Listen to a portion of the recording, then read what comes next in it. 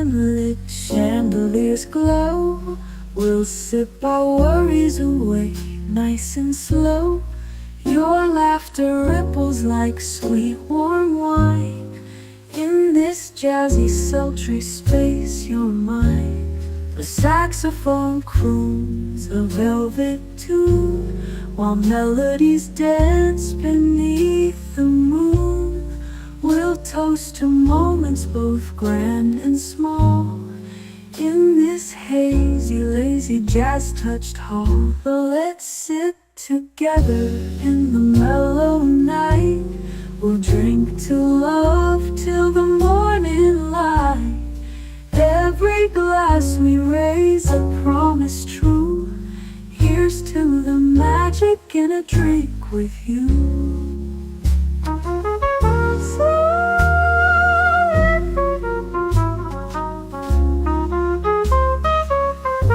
Your eyes, they sparkle with every click. Sweet rendezvous over a simple drink. We'll share our secrets in whispers low, just you and me where the jazz flows slow. The world outside fades into the mist, but here it's our own dreamy tryst. With each sip our worries drift away. Let's stay together till the break of day. So let's sit together in the mellow night. We'll drink to love till the morning light. Every glass we raise a promise true. Here's to the magic in a drink with you.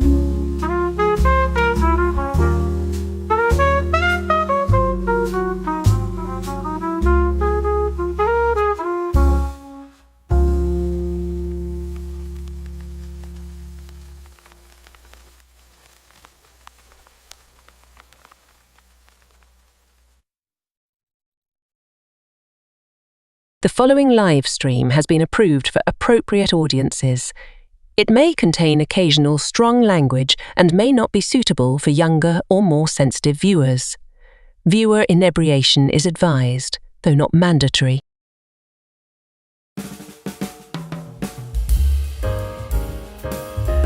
Good evening, happy Friday, and welcome to Last Call, where tonight we are finally finishing the job of 1986. You spent the last two 86 retrospective shows yelling, "You forgot this one," and I kept saying, "Patience, Grasshopper. September through December is coming."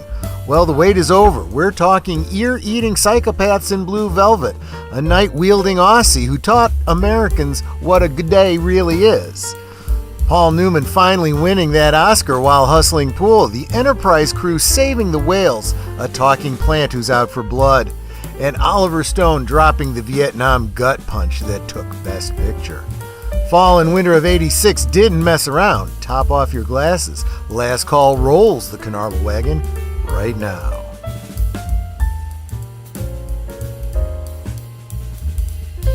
Last Call is streamed before a live audience.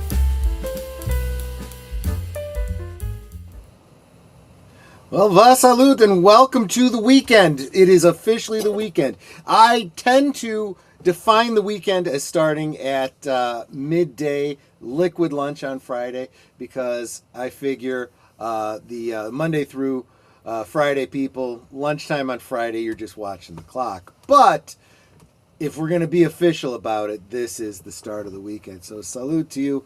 What am I sipping on? What am I sipping on? If you joined me for liquid lunch today, you saw what I'm sipping on. You got the entire history of the so-called green fairy, the absinthe. So I don't have any special accoutrement because it was never important to me. If I was still doing, the Victorian thing, the steampunk thing, maybe I would consider investing. If I really liked absinthe, I might consider making the investment in one of those little slotted spoons. But as it turns out, I don't. So I've already tasted. What I did was I dropped the ice cube into it about 4 hours ago, and mixed and mixed and mixed, and it's still settling out at the bottom. Doesn't want to dissolve. Apparently, the sugar doesn't care to mingle with the absinthe either. So let me give you the honest impression from my taste buds. It has a wonderful smell of licorice, anise. You know, it's got a great smell to it. Netter will tell you if it's any good. Oh, be careful.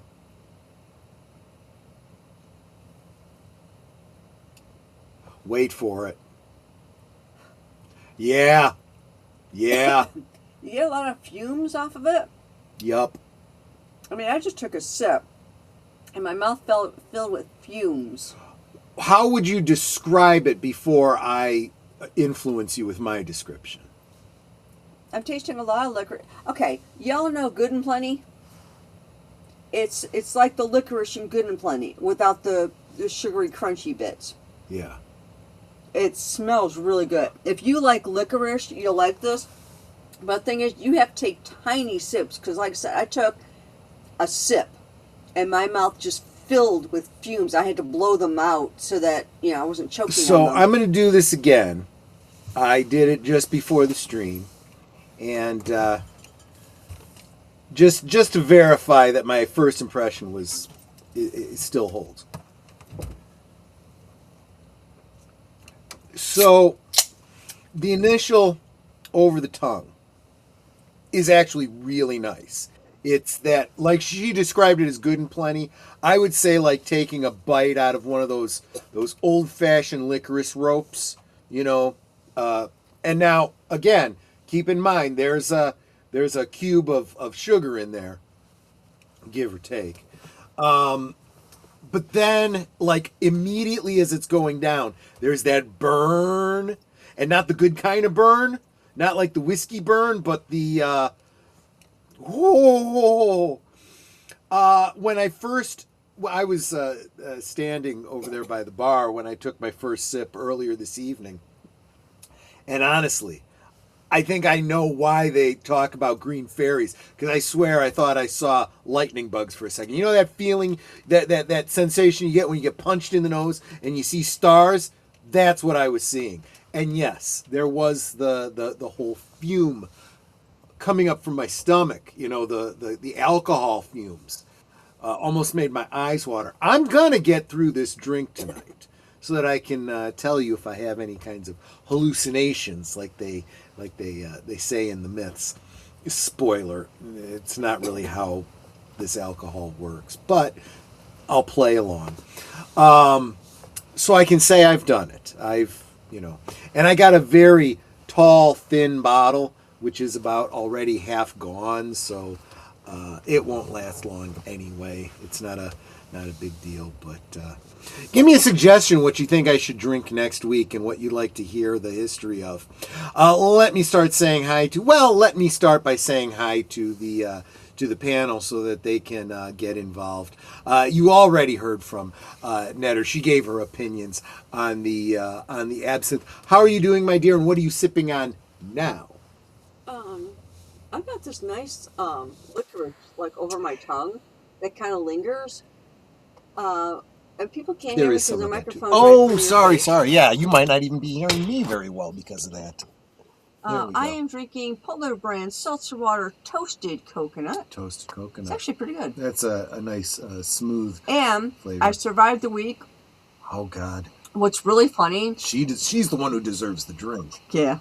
What's really funny is they did this e-commerce rollout that went live today that we weren't ready for. I knew we weren't ready for it. The people that actually are going to have to use it told them we're not ready for this, but we had no choice. And sure enough, they went live at midnight, and they're having all sorts of problems. And I'm like, not my circus, not my monkeys, way above my pay grade. Luckily, I'm working on something that I don't have to deal with any of that.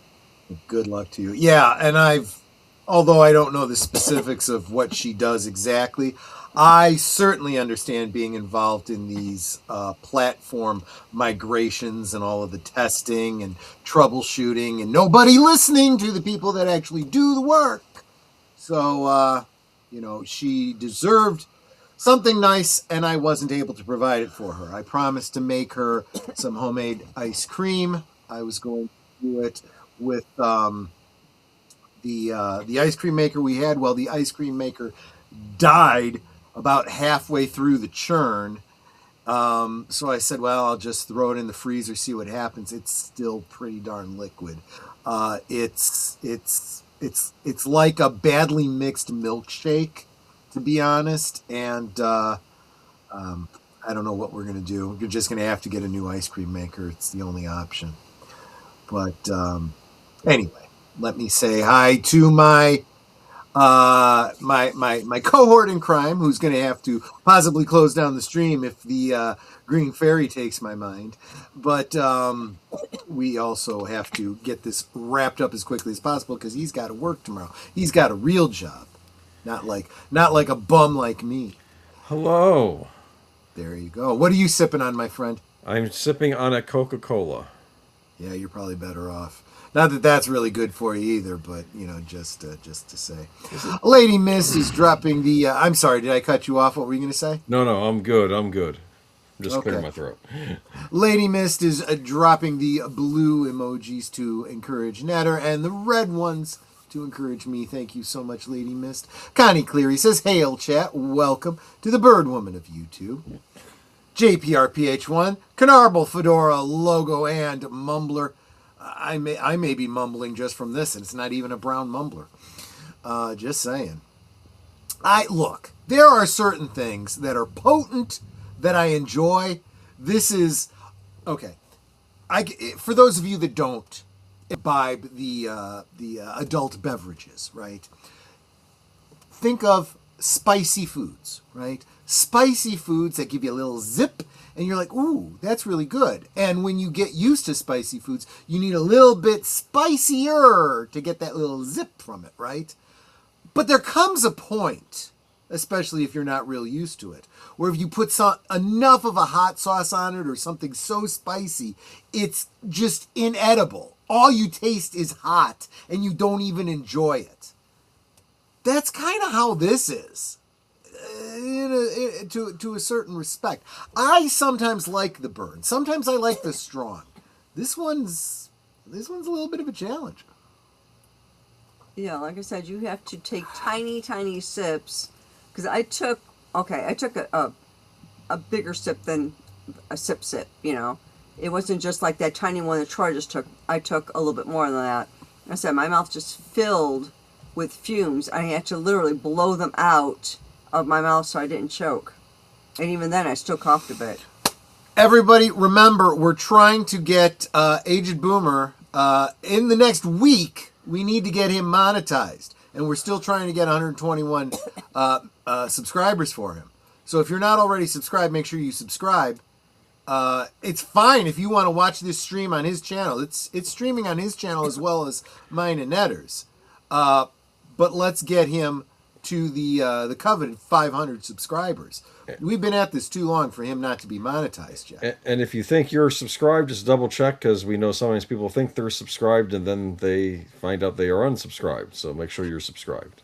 And if you are a true fan, and willing to go the extra mile, share out his channel on your socials and say, hey guys, please subscribe to this channel. We're trying to get him 121 more subscribers in the next week. We're gonna do it. We're gonna do it one way or the other. I know it. JPRPH1 says she wore blue velvet. Whoa, whoa. I'll tell you what, man. I'll tell you, if we can get through these movies tonight, maybe next week, karaoke. Maybe. Films with Friends raid. Hope everyone is having a wonderful evening. Enjoy the show tonight. Yes, I hope you enjoyed Baron Munchausen. I hope you, that is a wonderful film. Big Al is doing a Terry Gilliam month, and it is just absolutely incredible. We watched Time Bandits last week. Good stuff. Especially for those of us that grew up with these films in constant play on cable when we were kids. Back in 1986, right? You can become a member on my channel for as little as 7 cents a day. I don't know what his memberships are going to be, but let's get him there so we can find out, right? Salute to you, Deleted Scenes. Good to see you, my friend. Geek Flag with Nate Knows says, like, share, subscribe, comment, become a member. And if you're going to give a super chat of $5 more, why not gift a membership instead to help our family grow? Yes, please do all the clicky things. Absolutely. And Deleted Scene. Look, you know what? It's the ones that know how difficult it is as a YouTuber that are making that plea. We make those pleas for each other. Absolutely.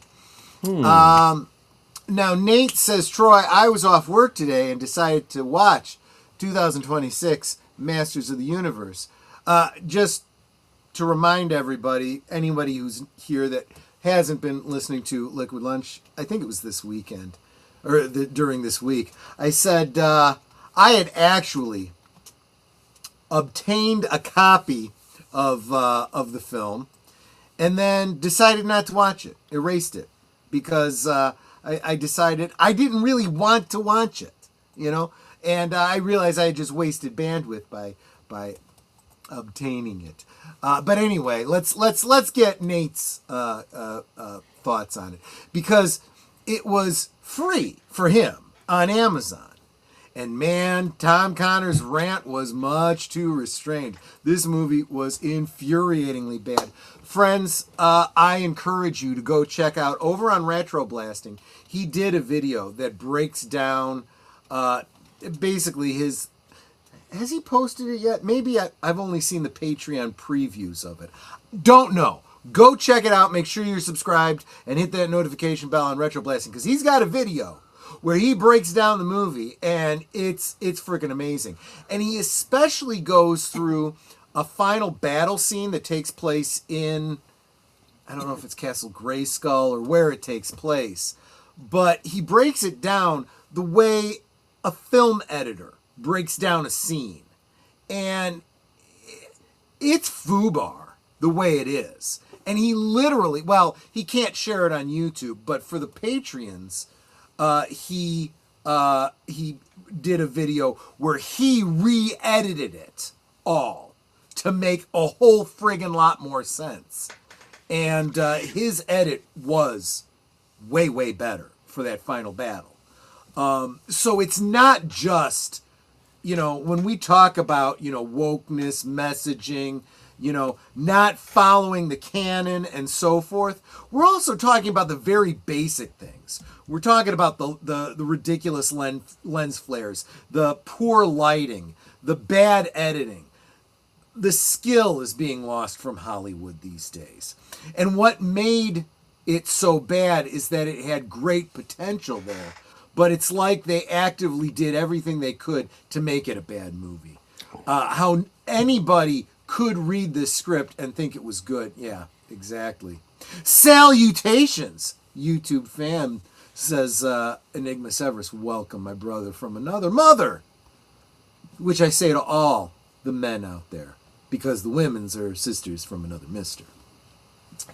I'm not in a hurry to see it. Yeah, you shouldn't be. The dialogue in this movie was like somebody wrote the very first draft while smoking meth with 3 days of no sleep, and they put it on film with no rewrites.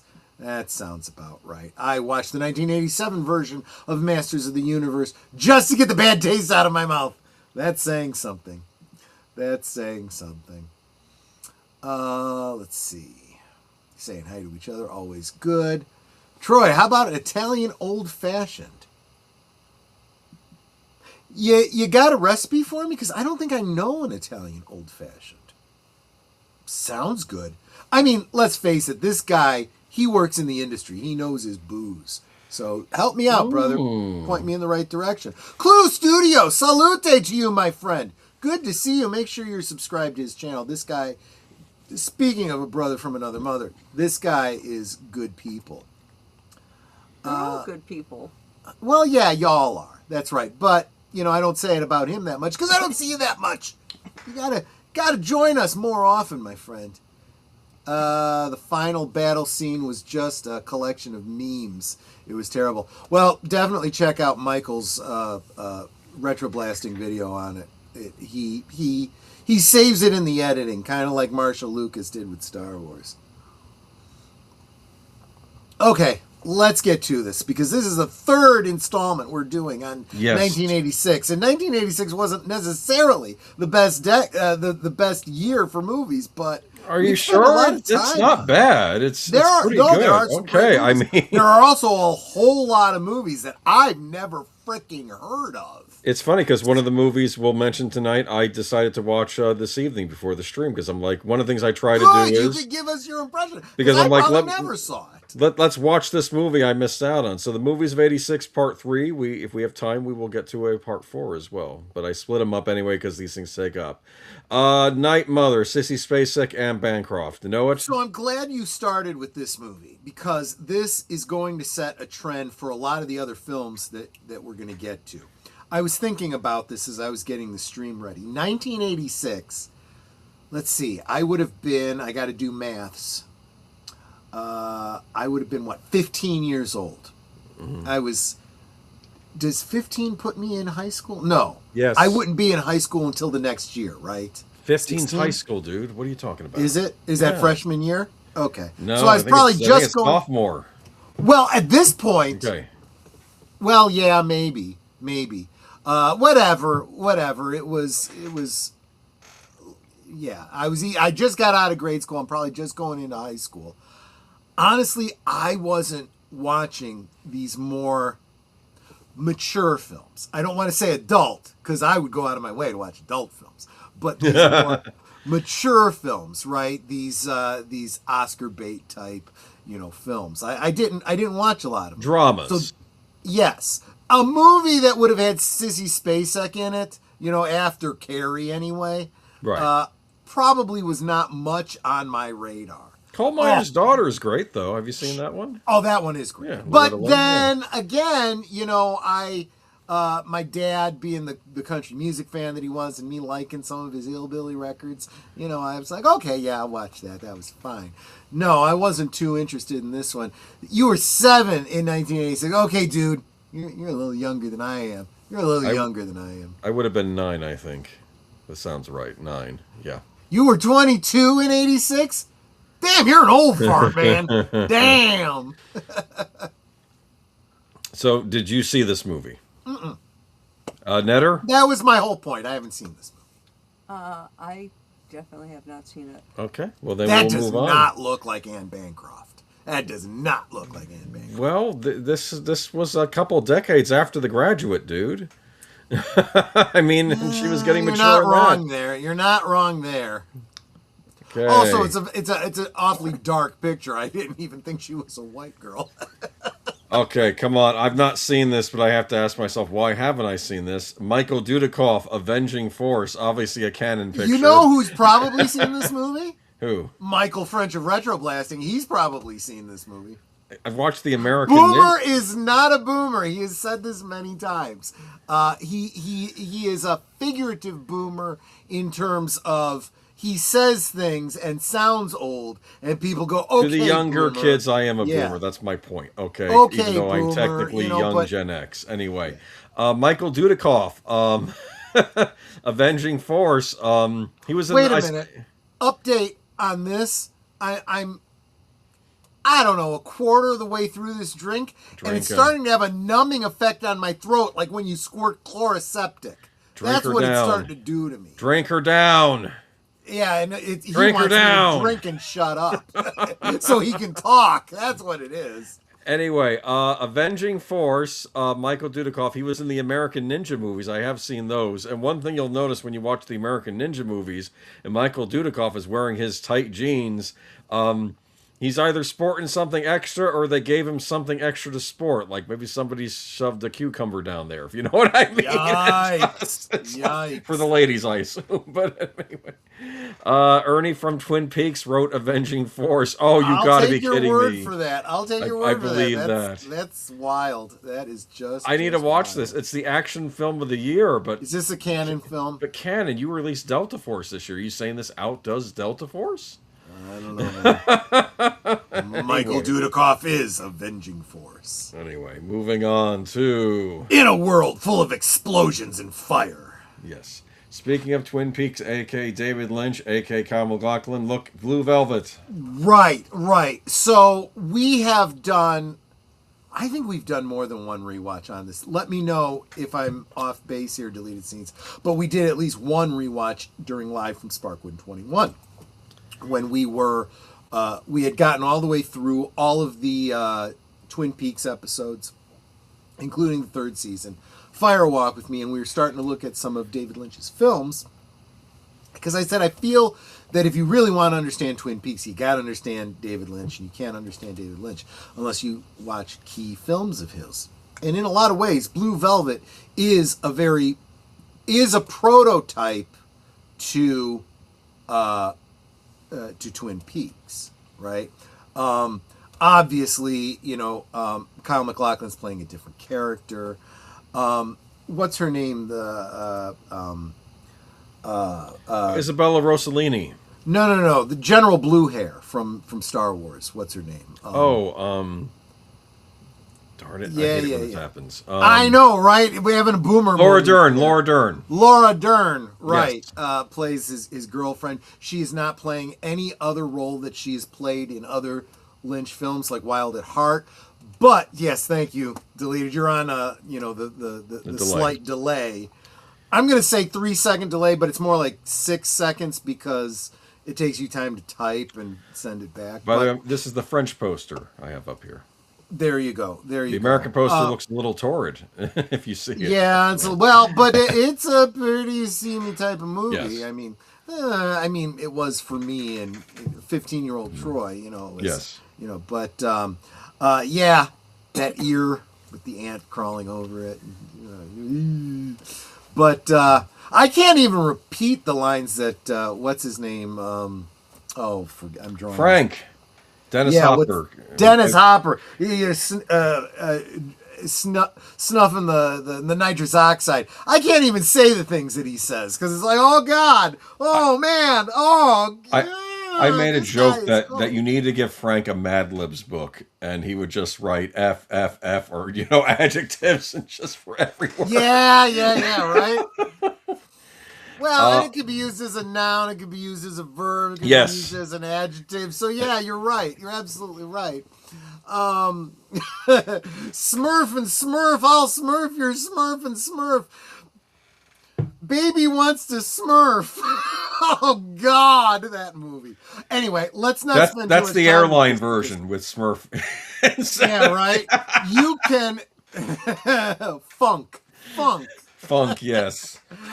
Funky Pete. Let's not spend too much time on this one because we've already you can go over to our playlist for Live from Sparkwood and 21 and hear our very detailed commentary. 2-hour commentary. Maybe it was longer than that for this movie. One question before we move on, though. Is this one you saw in the theater, or did you catch it on cable or VHS before we move on? VHS. This was one I saw, 86. Yeah. Video store, maybe? I wouldn't start working at the video store till about a year. No. It was about two and a half years later. But you rented it, right? And I brought it home because, Twin Peaks, and so Twin Peaks wasn't until the early 90s, right? 89, I think it starts. Okay, yeah, I'll be 89. honest. 15-year-old Troy, there was only one reason I was seeing this movie. Let's be honest. Well, I revisited it for other reasons. The cover makes it look like a 9.5 week style movie, the American cover. That's why I didn't use it, because I feel it's kind of a cheat on what the movie's really about. Fair. It's not, I don't really find it... Anyway, but what was I going to say? It's a... I don't remember asking you a Mother Smurfing thing. Mother Smurfer. Yes. But anyway, I'm getting fucking... I'm getting smurfing tired of these smurfing snakes on this Mother Smurfing plane. Now, I had heard of this movie because it was on Showtime, and I think my older siblings might have caught it, but the one guy said it was disturbing, the ear part or whatever.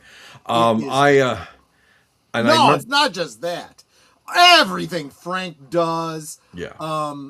Dean Stockwell's character and all of that stuff. Yeah. And this is, whoo, my gosh, yeah. I don't think I actually watched it until after I was a Lynch fan through watching Twin Peaks, and I started seeking out his other stuff. So then I looked for this movie. Yeah, but that was years later.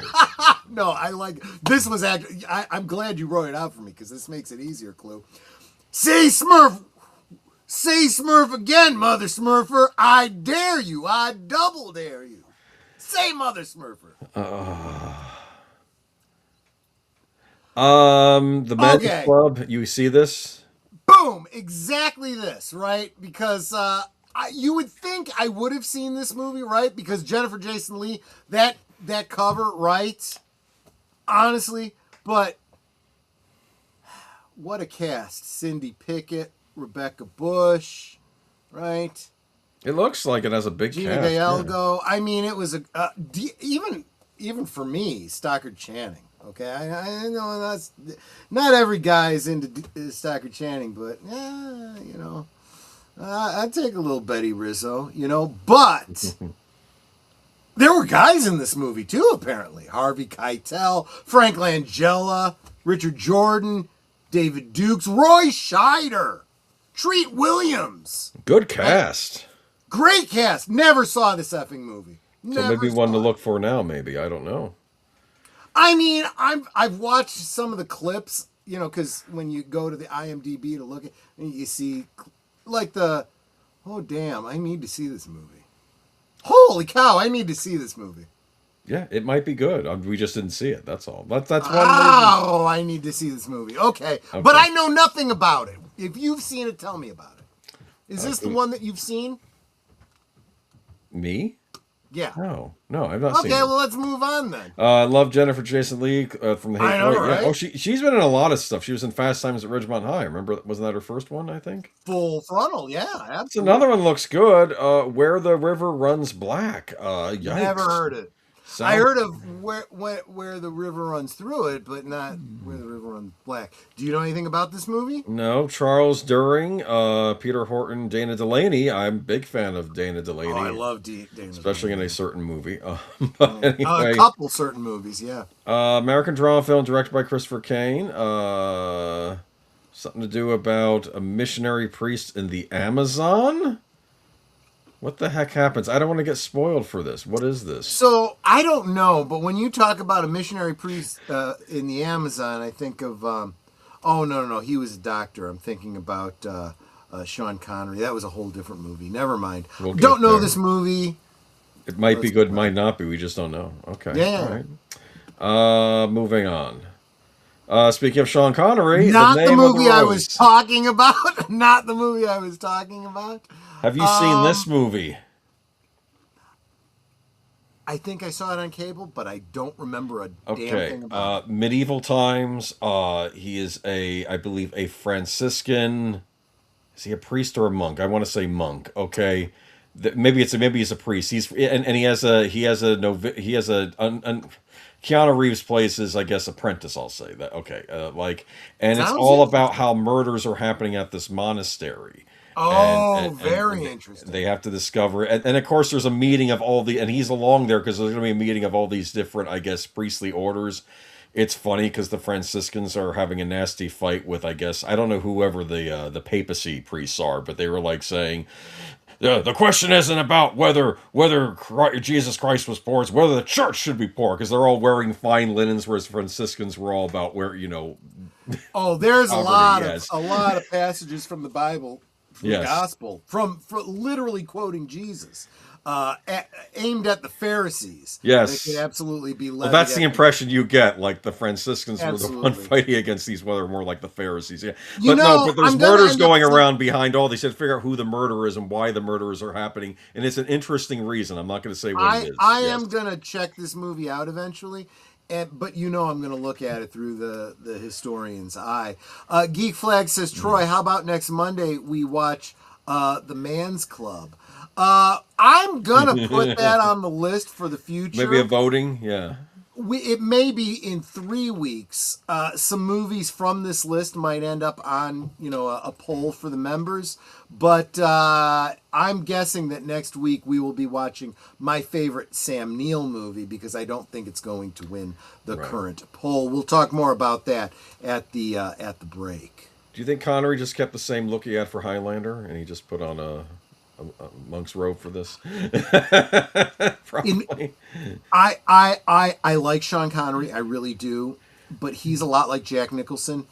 These are not actors. They play themselves. They're movie stars. Same thing over and over again. Yeah. There's a difference between an actor and a movie star. Like, I love Nicholas Meyer, but he said on the commentary track for Star Trek 2, he's like, Ricardo Montalban's a great actor. William Shatner is a great movie star. And fair enough. Yeah, I would argue, though, fair. he's wrong on one end. Shatner is actually a really great comedic actor. That's where his that is true. Sweet That spot is very fell. true. And I didn't realize this till later when he started doing He's more actually a comedies, good horror actor, too. He didn't do a lot of horror films. But I've always said comedy and horror share beats that if you understand that as an actor, you're going to be very successful. I'm also going to say this about Ricardo Montalban.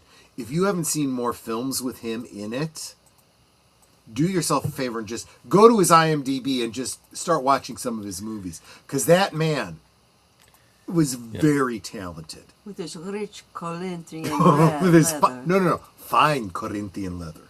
But it's not just that. If you only know him from Star Trek and Fantasy Island, you guys know the whole dust up about But Baby It's Cold Outside. Look it up on YouTube, or just go to the movie, right? He is the center of that exchange about Baby It's Cold Outside. Crocodile Dundee. Now, this is unlike every other film that we've pretty much looked at. I've seen this one like 25 times. I mean, I love this film. This is Paul Hogan, who became a household name after this movie came out. I remember seeing this in the theater when it came out. And I want to say this is one of the top grossers of the year. Did you know that? Big hit. Was it number 2? Number 2 movie of the year. Oh, that does $174,803,506. Look at that. Domestic gross. There you go. Big hit. The scene I remember from watching in the theater is the scene where he goes up to the guy who's following him, and he goes up to him while he's on the urinal, right? And he puts his knife, you know where? Yes. And the guy's, oh, I won't do anything, I promise, blah, blah. And he says, okay, and he leaves him alone. And then the guy, after Paul Hogan leaves, Crocodile Dundee leaves, says, you okay down there, buddy? I remember that.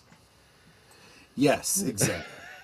I know that this movie recently got a newer cut of it where they cut out certain scenes, which I think was nonsensical. That is my well, yes, and it was because this was a fish out of water movie, right? Yes. He spent all of his time in Australia, specifically in the outback. To an Australian, he would be analogous to an American country bumpkin, right? Yes, exactly. He just doesn't get, big city life. He doesn't get, modern whatever. And one thing he certainly doesn't get is he doesn't get modern concepts of sexual identity. Yes. So to speak. He runs into someone who I guess maybe we would call them now by the title of trans woman, perhaps, or is it transvestite? Transvestite? Okay. Yeah, we need to be very specific about this because there's two different things. Yes. Yes. There is somebody that is transitioning, basically, cutting off parts and adding on parts. Right. Right. Women are having an addictomy, and guys are lopping things off. But no, that's not what this was. This was a guy, probably homosexual, right, who chose to present in female dress. Right. They used to call that transvestite. Now they want to trans the gay away. You're not allowed to be gay. You're not allowed to express yourself however you want. You want to be a woman. So you need to go and get this surgery, and you need to, castrate yourself, and you need to take certain pills and stuff like that for the rest of your life because pharmaceuticals and so on and so forth. I digress. The point is, he thinks that the gentleman is he's a hitting woman. on a Yes. girl. Yes. It's a Lola situation, right? And But- it's like, oh, wait a minute, woo! So But the thing joke is, I don't think he was mean to her. Or no, the not at gentleman. all. Yes. I mean, it's like, I misunderstood. I'm Yes. sorry.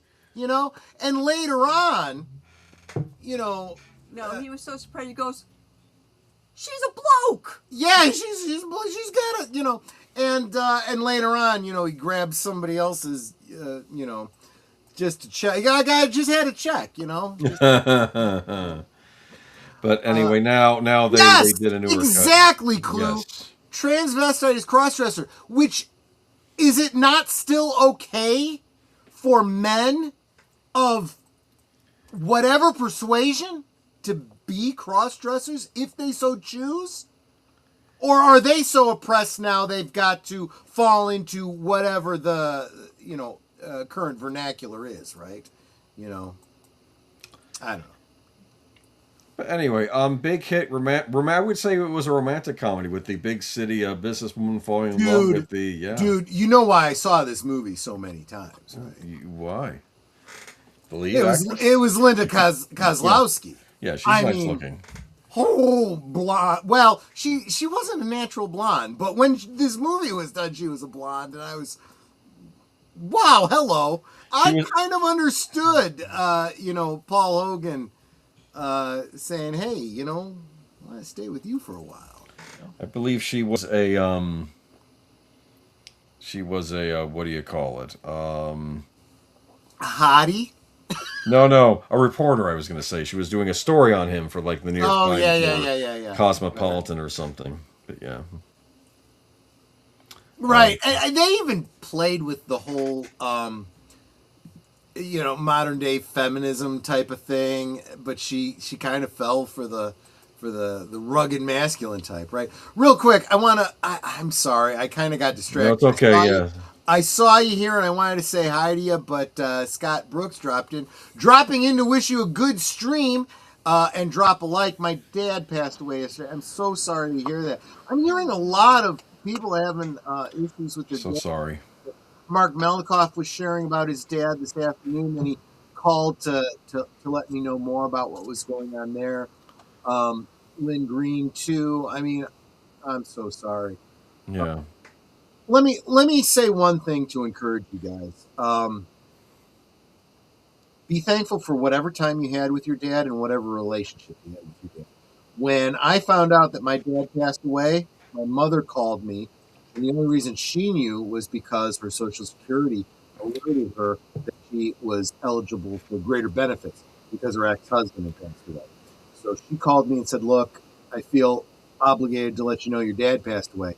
My reaction was, oh, okay. In other news, Right.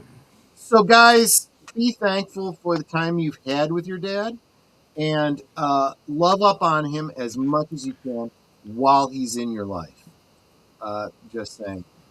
So I guess what I'm basically getting at, Scott, is you have my absolute empathy on that. My dad passed away yesterday, and I'm not really sure what tomorrow holds. None of us do. And that is something to keep in mind, folks.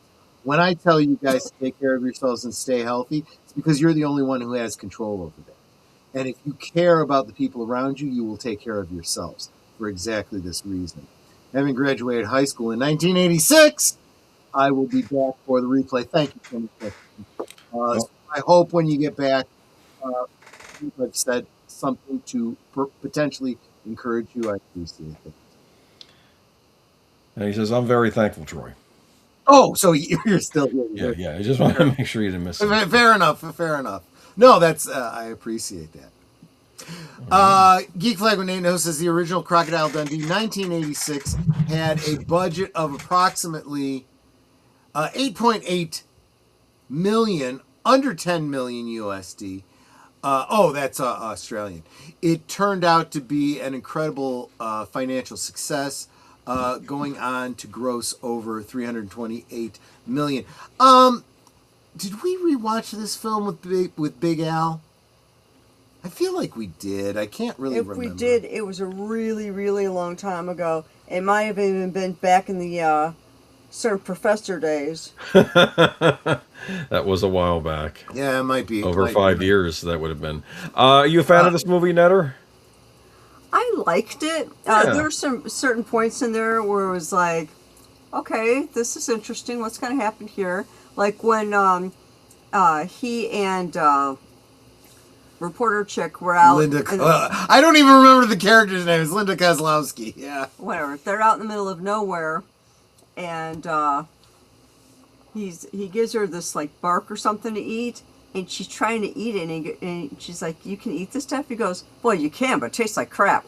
And then he pulls out like a can of beans and starts eating that, and she just kind of looks at him like, messing with her, dirty, And then there's another scene where they're sitting there and a bunch of Aborigines come towards them, and she thinks that they're there to hurt them or something, until he just starts talking to them and gesturing and all that. Right? Didn't he speak their language or something like that? Yeah. And she was just like, "Oh, okay, that was interesting." So, and it turned out that they all spoke English. They actually invited him to a party. Yeah. So the story here too, I guess we should really, basically Crocodile Dundee, I said it was a fish out of water. It's kind of like Tarzan, yes. The guy from the Outback. He grew up the Outback, ends up in the big city. There's this great scene which, I don't know, today it might be considered racially insensitive. Nate and Clue, maybe you guys can set me straight because I'm the white boy here, but there's this great bit where he meets a black guy who happens to be employed as a chauffeur in the city, and he says, "Oh, what tribe are you from?" He's like, "What? What are you talking about?" But there's great repartee there for somebody who just has a different experience with people of a different color, because he's thinking Aborigine. He's not thinking, And of course, the best part of the whole film, some guys come up to him and the chickie boo with a knife going, "Give me your money." He goes... It's a switchblade, wasn't it? Yeah. He clicks the switchblade, he goes, "Give me your money, man." And he goes, "Excuse me?" And Linda, I don't know the character's name, Linda says, "Give him your money. He's got a knife." He goes, "Knife? That's not a knife." And he pulls out this big ass fucking knife. He goes, "That's a knife." And the guys are like, "Holy shit." And they took off running. There's also the scene when he's at the party, the fancy swanky party, where there's a gentleman maybe imbibing in a powdery substance. Remember that? And he's trying to snort it up his nose. And then he says, "Oh, no, you're doing this wrong." And then he takes the powder and boils some water and puts it, and he puts a towel over his head. You got to let it go. Right, and they're all trying it because there's like, that was like a fucking $1,000 worth of coke. I know. So, okay. I guess, I'm doing this all out of order. I should have told you my experience with this movie. I saw this movie in the theater. Yeah, so did I. I saw this movie in the theater with my mother. Yep, me too. We both laughed so hard at this movie, maybe at different parts, but she laughed so hard at the cocaine scene. She's like, "Oh my God, that's like $1,000 worth of cocaine. You better believe they're doing whatever they can to get whatever they can out of it, for crying out loud." Boomer, you would know this better than I would. Spaceballs, 86 or 87? It's not on our list tonight. I would have put it here, so it must be 87, yeah. There you go. Because I would have seen it. I will say this. I think there's a reason you and I saw it in the theater. I think everybody was seeing this thing in the theater. Second top grossing of the year.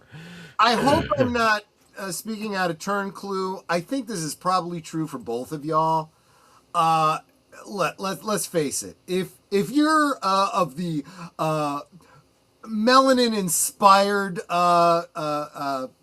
people and you're watching my channel, you're like me. You don't have a whole lot of racial hang-ups and issues, and we're good with each other, so I wouldn't expect you to be offended by much. Just saying. But I think this is the kind of movie that would probably get one of those little warnings from Netflix or whomever. Well, I'm telling you, they re-edited the whole thing, and it's like a new cut, which they took out. I fucking hate censorship. Yeah, But that's a whole other topic. that's what I said. This is why we say own physical media. So you're saying because we're both black? No, I am not. Well, if I was saying that, I would admit to it, but that is not the case. I am asking your opinion because you both happen to be black. I was asking for your separate opinions, not assuming that they were the same.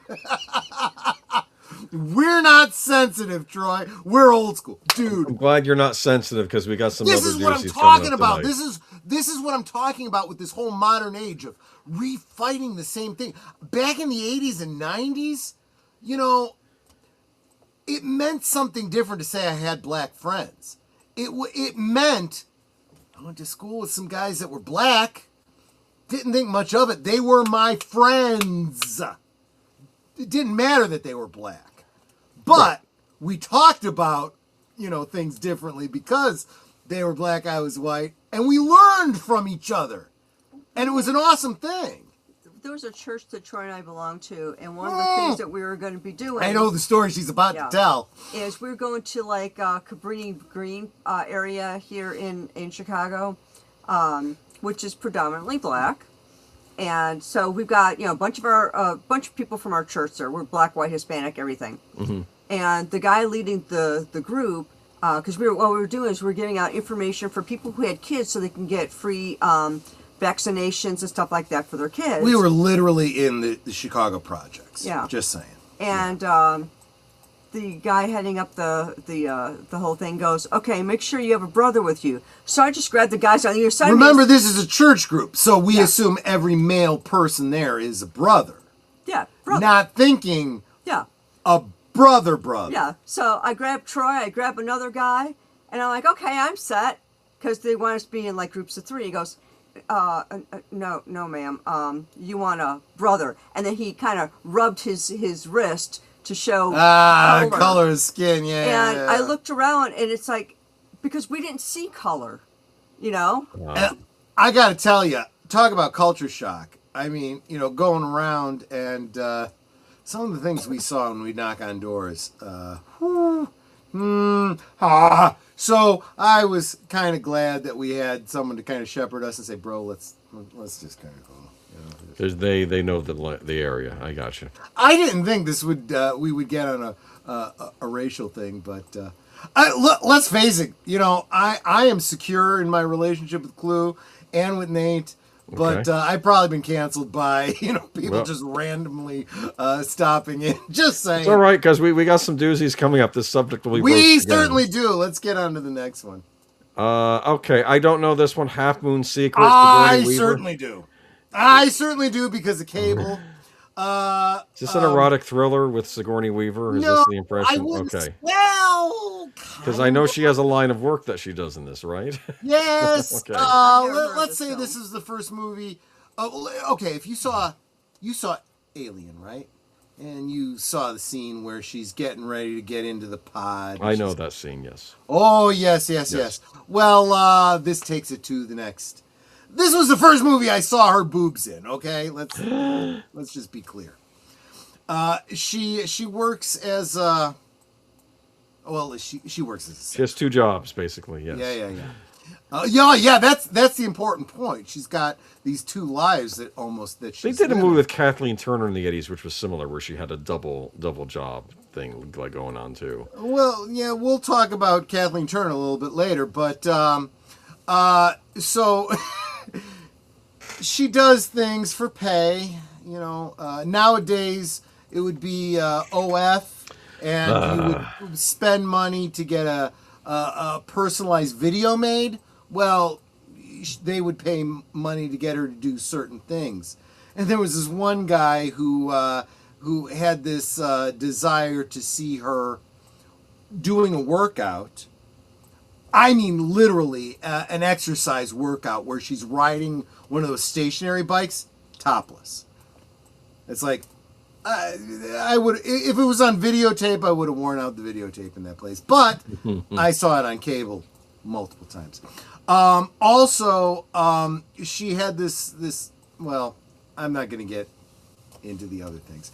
Check out the movie for yourself. If you're a Sigourney Weaver fan, if you think she's hot, check out Half Moon Street. It's just saying. Okay. I have no desire to see her boobs. Yeah, no, that's probably not for you if you're not into chicks. Just saying. Children of a Lesser God, William Hurt, Marley Martin, who I believe was a deaf actress, right? And this was sort of about that, right? Yes, okay. I do know Marley Maitland. Maitland, I've seen a lot of films that she's been in. Not this one. I'm sorry. Deleted scenes. Okay. I know this is probably a big one on your list because I know this was an Oscar contender, but never saw this one. William Hurt too. Okay. Yeah, he's great. Netter, have you seen this? I have not. I've heard of it. Okay. I've never seen it. Well, then we will move on because we got plenty more to go through. Yeah. Around midnight. This actually one sounded kind of interesting. It's about jazz and musicians, but. Dude, this sounds so on point for me. This might be something you would like, actually. Who's Absolutely. in this? It actually uses, let me see, American musical drama directed by Burkhart, with a soundtrack by Herbie Hancock. And the title comes from Thelonious Monk's 1943 composition, Round Midnight, which is featured in this film in a Hancock arrangement. This actually sounds like your cup of tea, actually. It really does. Yeah, it so really this might be worth does. checking out. Sandra Reeve New Phillips York. is in this movie. I really do need to check. Like it's a period piece, 1950s too. Might be check it out. Oh, dude. Yes. So one Yes, to look Herbie for. Hancock is actually in the movie. Yeah, Excellent. he plays a character named Eddie Wayne. I need to see this movie. Yeah. Absolutely. This looks good. You know who else appears in this movie? What? In a smaller role? Martin Scorsese. It's funny to see him act. He does little bits here and there. Yeah. Yeah. So I has need that to check voice in this this. out. I really need to check this out. But I don't know anything about it. Tough Guys. You have seen this one, hopefully.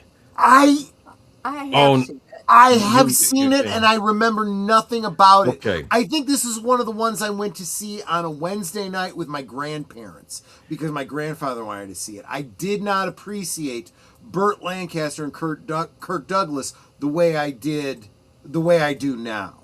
Back So then, I of need course, to revisit this. these are, of course, two golden age Hollywood actors. Yes. The whole plot of this movie is these two were like these expert, like See the hat they're robbers. wearing? Yes. Just saying. They were old school, like gangster types, like they robbed places and they go into jail. So they went to trial, they got their sentences, then they get out and they're elderly gentlemen. And poor Burt Lancaster, he gets put into a home because he's too old to get a job, so they put him in a nursing home. Yep. Where he actually ends up romancing with one of the elder nurses there, which I thought was interesting. And then Kirk Douglas is on his own, and he doesn't know what to do. Like he's like he finally decides to go to the gym and start working out, and he actually gets a young girlfriend for a bit, but it's all Nice. awkward, and it's all about them not being able to adjust back into society. And you know what? We're gonna rob something again. Okay, I Dana will Carvey's have to in revisit this Yeah. film. Like I It's a said, good I movie. think I saw this with my grandparents and remember zero about it because I was completely checked out. I have to revisit this movie because it sounds like it's totally up my alley. This probably falls into the whole color of money thing, which we'll get to later on. I think it's kind of a movie about ageism, how they're not necessarily treated well, not because of their criminal record, just because they're old. Yeah.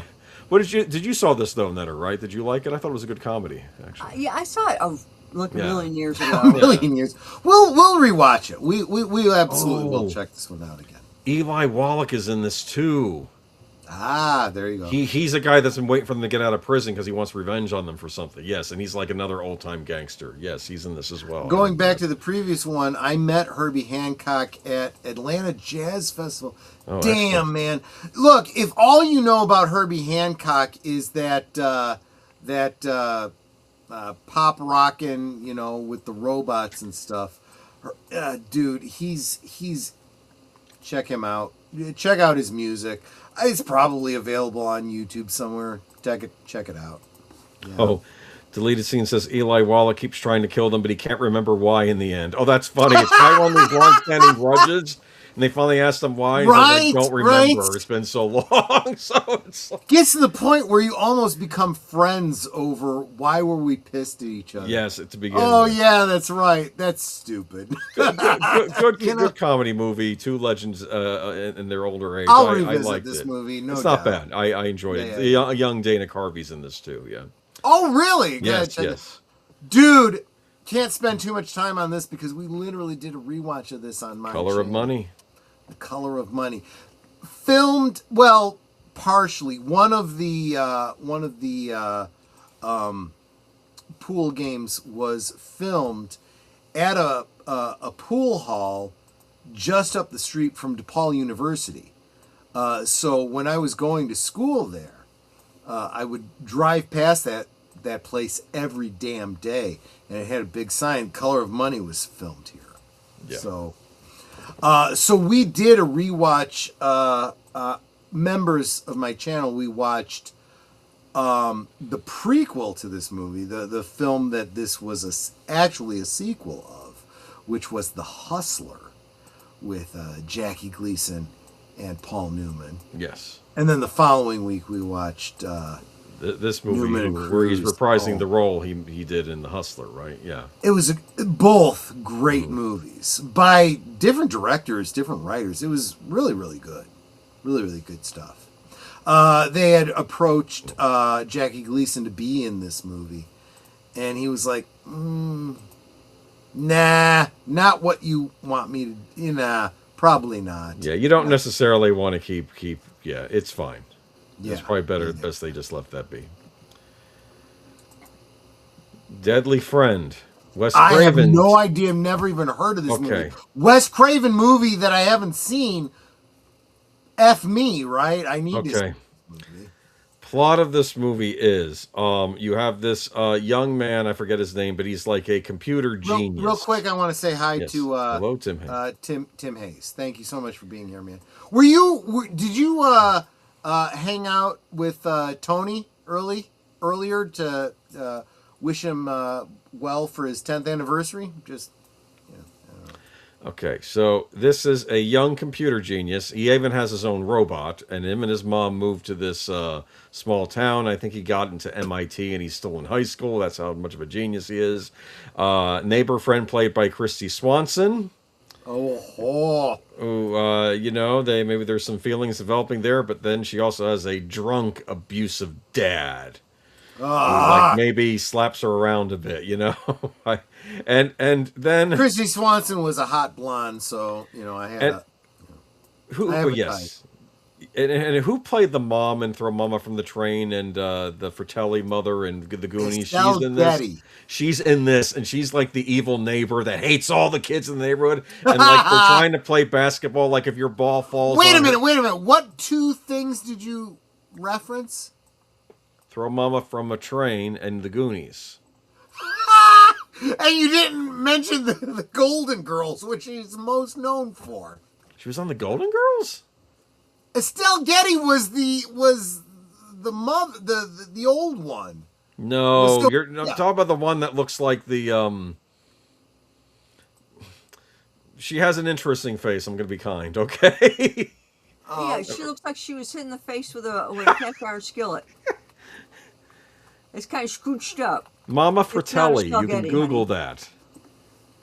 I think that's Yes, what it said. Estelle Getty. Oh, she was on the Golden Girls. Okay, I believe you. Okay. I'll have Jeez, to- she was Sophia on the Golden Well, Girls. now I Guys, have but to- that's not who played the mama and who throw mama from the train. Hold on. Yeah. Hold on. Now I got to look this up. Oh my God, you guys! sorry. I am Making me fucking work. drunk, and I know Throw better. Gosh. Mama from the Train. Mother. That is Wikipedia.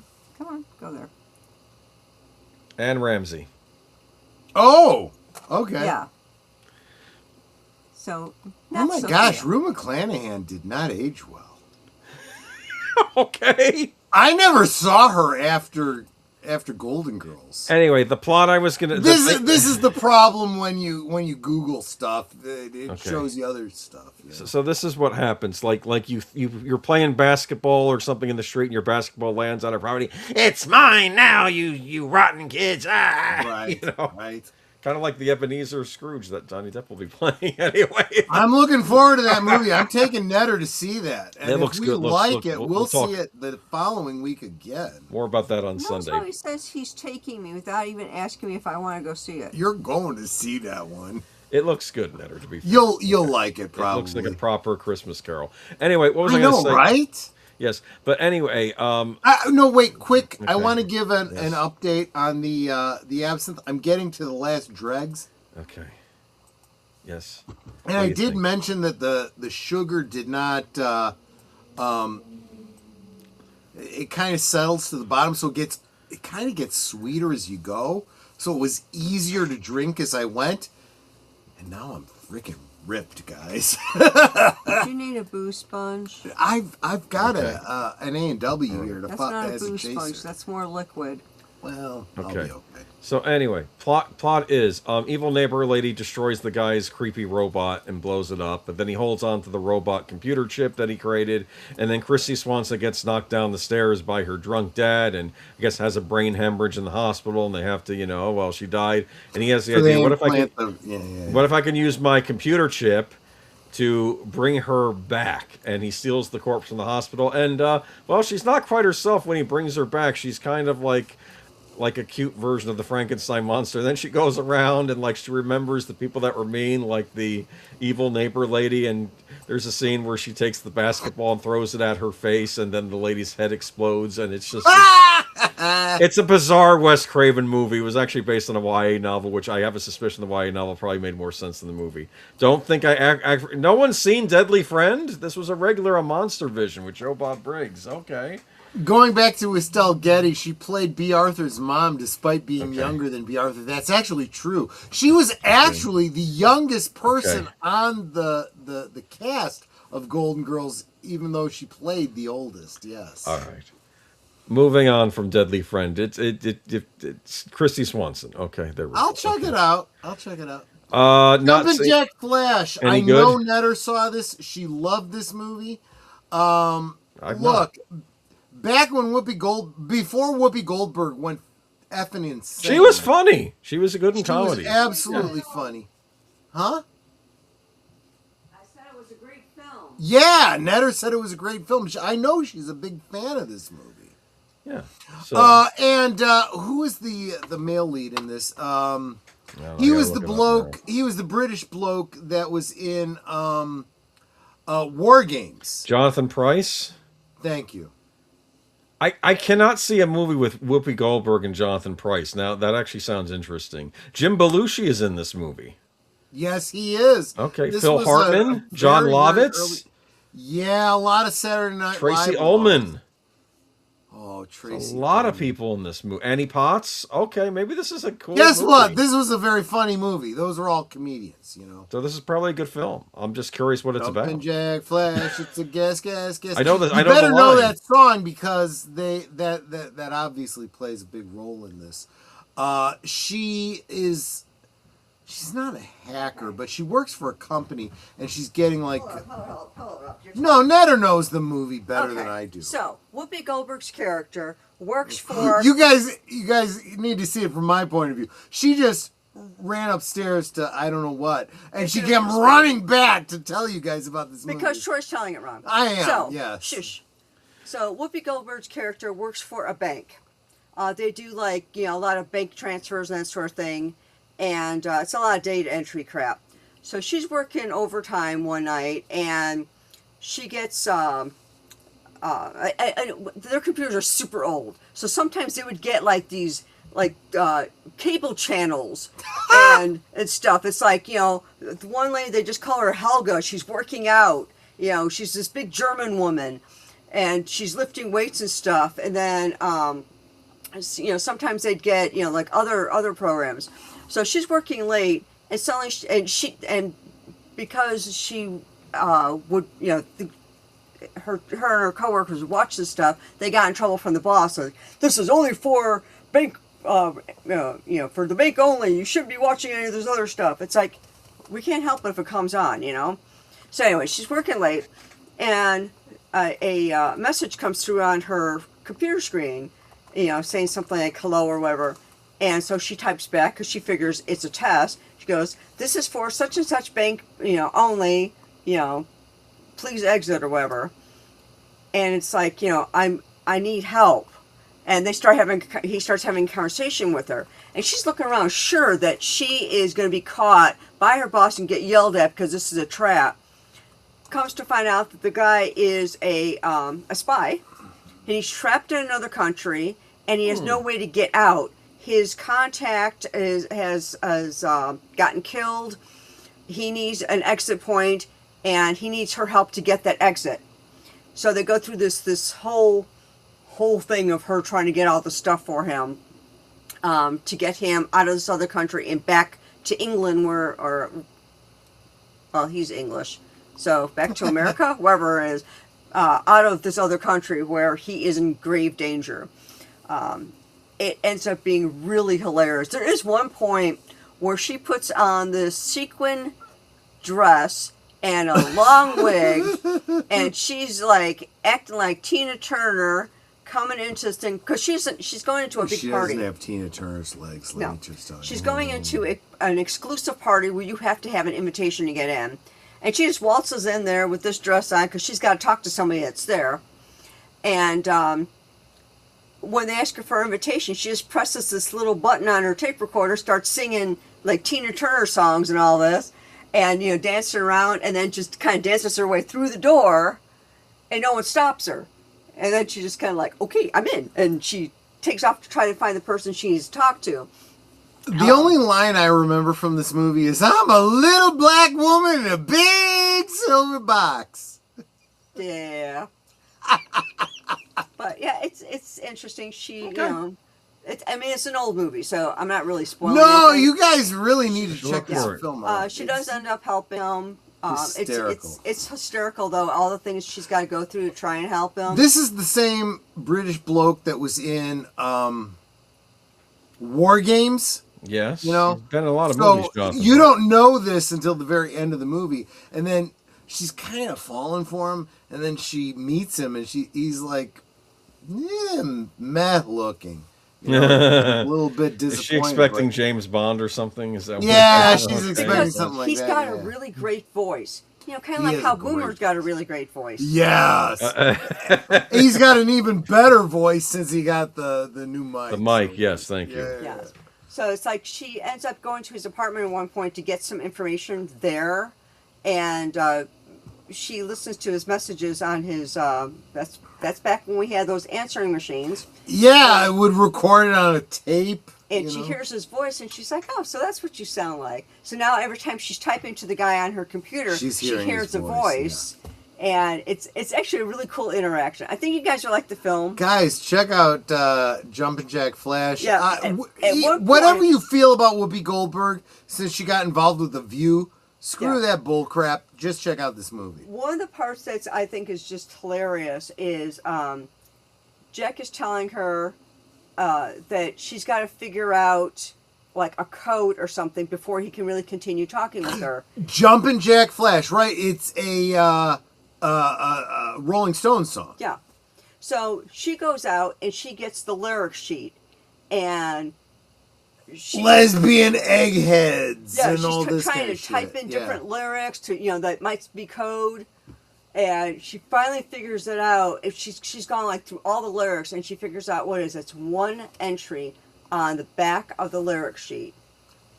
The fact that the song is in the key of B flat. Oh, is it B flat? I thought it was G. No, it was B flat. Yeah, and she types in B I'm flat. sorry, I actually know music. Yes. So she types in B flat, and then that opens this up so she could talk to him on a secure channel. Yeah, it's funny that there's this computer thing that ties together Jumpin' Jack Flash with War Games. Definitely check this movie out. It's a fun movie. It's really funny. Like I said, it's Whoopi Goldberg when she used to be funny. Yeah, before she went insane, like deleted scenes and stuff. Yeah. And the guy that played the dad on what was that Christian show who had a bunch of kids? And, Seventh Heaven. Yeah, Seventh Heaven. He's the dad in Seventh God, Heaven. him. He's in Well. there. Well, he got canceled for a good reason. Yeah, but he's also a spy. Ah. That he's like working at the bank undercover. Well, don't give away too much of the movie. They might. Anyway, so well, yeah. you're giving it a thumbs up, and I think it looks fun. Yes. So yeah. And Yes, it is actually a good movie. Yeah, these early Whoopi Goldberg movies were actually pretty good. Yeah, absolutely. All right. Peggy Sue Got Married. Here's another one that I went to see at the theater with my mother. This is a story about a woman Played by Kathleen Turner, Peggy Sue. Oh. Mary Two. I'll get to her in Mary just a second. Two, you remember? No, I don't. Nick Cage. Oh, screw it. I don't care. I was all I wanted to be married to. No, in the movie she's married to Nick Cage. It's funny I know. because they're playing like middle-aged boomers at the beginning, and then there's a time travel thing where you go back. It's a in time travel yes. thing where she goes back to the 50s, I think it was. It's more like her brain goes back in time when she's a teenager again, right? Yeah, Yes, she's yes. in her body back Yes. in the 50s. with her but knowledge knows- she had from the future. So, yes. like, she kind of tries to invent things like pantyhose that didn't exist back then. Right. Because for girls, that was a big deal and important and whatnot. And she says to her father, "You bought an Edsel?" And she starts laughing. God, look, this was the same year that Kathleen Turner appeared in Playboy, May 1986. Just saying. Now, she didn't have like a full, pictorial or anything like that. She's got one picture. That's definitely worth checking out. Do you know what film critic you could tell he had a big crush on Kathleen Turner? It was, I don't blame him. Gene Siskel. Gene Siskel liked her a lot. Yes, Gene Siskel. He Siskel was, yes. All right. So, May 1986 issue of Playboy. Check it out. My dad had that issue. That's one of the things I appreciate about my dad. Not many things I appreciate my dad, but there we go. Did you see this movie, Netter? She just stepped away. So okay, well, we'll move on then. Okay, great. Thank you. She heard. Oh, fuck. She heard everything I just said. Rat Boy. Rat Boy, you a fan? It's so I have hard to no be idea different. what this is. I have never heard of this before. So hard to be different. Yeah, especially when you're the Rat Boy.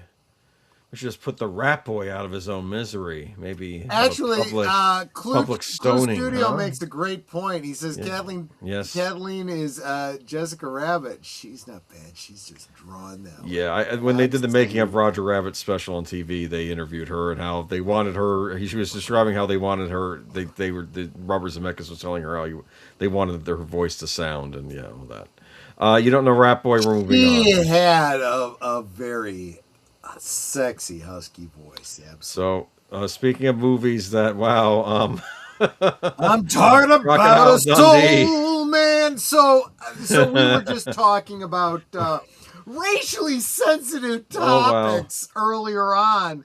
Food sponge. Oh, Netter made me a sandwich, and I didn't even ask her to. Okay, plot of this movie is, I believe, a young, we'll just call him a white guy. Can't get into college. Can't get into college. Played by what's this actor's name? He's one of those guys. C. Thomas Howell. C. Thomas Howell. Right. And he can't get into college because he doesn't have the money. His family makes just enough money to not qualify for financial aid. His family is actually rich, and his dad says, "I want to build your character. I want you to go to college on your own. You figure it out." And so he's like, F, man. So he finds out that there is a special scholarship for African American people of color back then, but African American, black, yes, students to affirmative action. So he goes and he takes an experimental drug. Before that, he starts looking for all these different grants and things and scholarships and anything he can so he can actually go to college on his own. Can't find anything except for this one thing, like Troy was saying, for African Americans to be able to go on a grant. So he continue. Takes a drug. Yeah, my mouth is full. Okay. Takes a drug that. What does it do? That Give gives him more a really dark melanin? tan.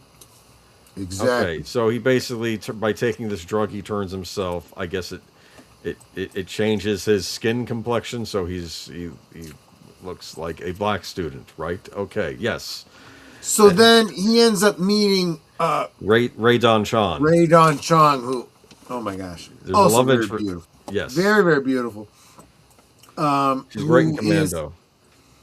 help me out. I don't know Oliver Linney. She's at least part black. I Right. mean, Sure. Her character would have qualified for this grant or scholarship or whatever it is, but he got it, and he finds out later when he meets her, and he feels really, really bad about this because it's like he took this scholarship, and he's not even really black, and it's. This movie honestly is one of those movies that could not be made today, but it's a great one for the whole race relations. Do you kind think of its thing. heart was in the right place? That's what I'm saying. Fuck that people of color bullshit. No, I know, Yeah. no, Nate, just you what- know why I say that. Yes. I don't like saying that. I would rather just say, it don't matter if you're black or white. This is the terminology we all grew up with. But, we live in an age where YouTube's going to friggin' shut me down if I say something wrong. Anyway, so controversial movie, but you say still worth checking Well, out, right? you say that, Nate, but the the real fact is that there are albino people out there who basically are translucent. So it is a condition you can have. Slasher Fred, good to see you, my friend. Haven't seen you in a minute. Soul Man was the cover song. The Blues Brothers sang. That's absolutely true. I'm talking about a Soul Man, which is, of course, a cover of the Sam and Dave song, again remade by Sam and Dan. Dave. Sam and Dave. No, I meant what I said. Sam and Dan, because Sam of Sam and Dave and Dan, what's his name from the Blues Brothers? Dan Aykroyd did a version of the song after both their partners had passed, Anyway, go check out all of those versions of that great song. Absolutely worth checking out. Dan Aykroyd and John Belushi on the Blues Brothers soundtrack, and of course the original Sam and Dave version of the song. But definitely worth checking out. Yes, absolutely. I'm always cool with Negro. Yeah, well, that one will definitely get me canceled if I use that term. But you're right. My mom grew up with that term. And again, this was a term used by people that wanted to be respectful.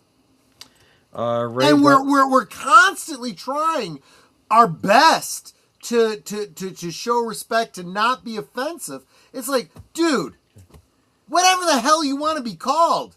I appreciate what's his name, Morgan Freeman. I just want to be known as Morgan Freeman. Just whatever. And to quote the Commitments, I'm black and I'm proud. I'm black and I'm proud. Right. Yeah. Not to say with the Irish Ray Don accent. Chong is of mixed ethnicity. Her father, actor and comedian Tommy Chong, that's absolutely right, is of Chinese, Scotch, Irish, and French descent. Holy crap, he's a mutt to begin with. Oi.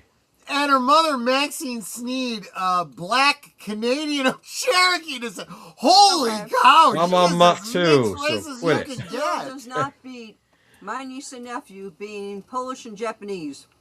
There we go. No, that's true. But I honestly thought Ray Dawn Chong was like black, half You white. know what? She That's, is well that's a put whole together. lot of everything. She's well put together, whatever she is. Okay. Anyway, we will move on to Trick or Treat. This is the movie I watched tonight. Have you seen it? I'm not sure. Is this the anthology film? No. That was made much then I later. don't know. That is Trick or Treat. This is Trick or Treat. This is about a young metalhead in high school who is angry because his favorite rock star died, and the school was going to ban him from coming back to his home campus and playing this thing. Oh, if society could ever get past race, then what? They'll find something else. I know, right? It will once we run into alien extraterrestrials and we start attacking them. Anyway, 1986 was the year Little Shop of Horrors came out. Bill Murray's character, Enjoy the Torture version, was, yes, we're going to get to it, hopefully, if we move along.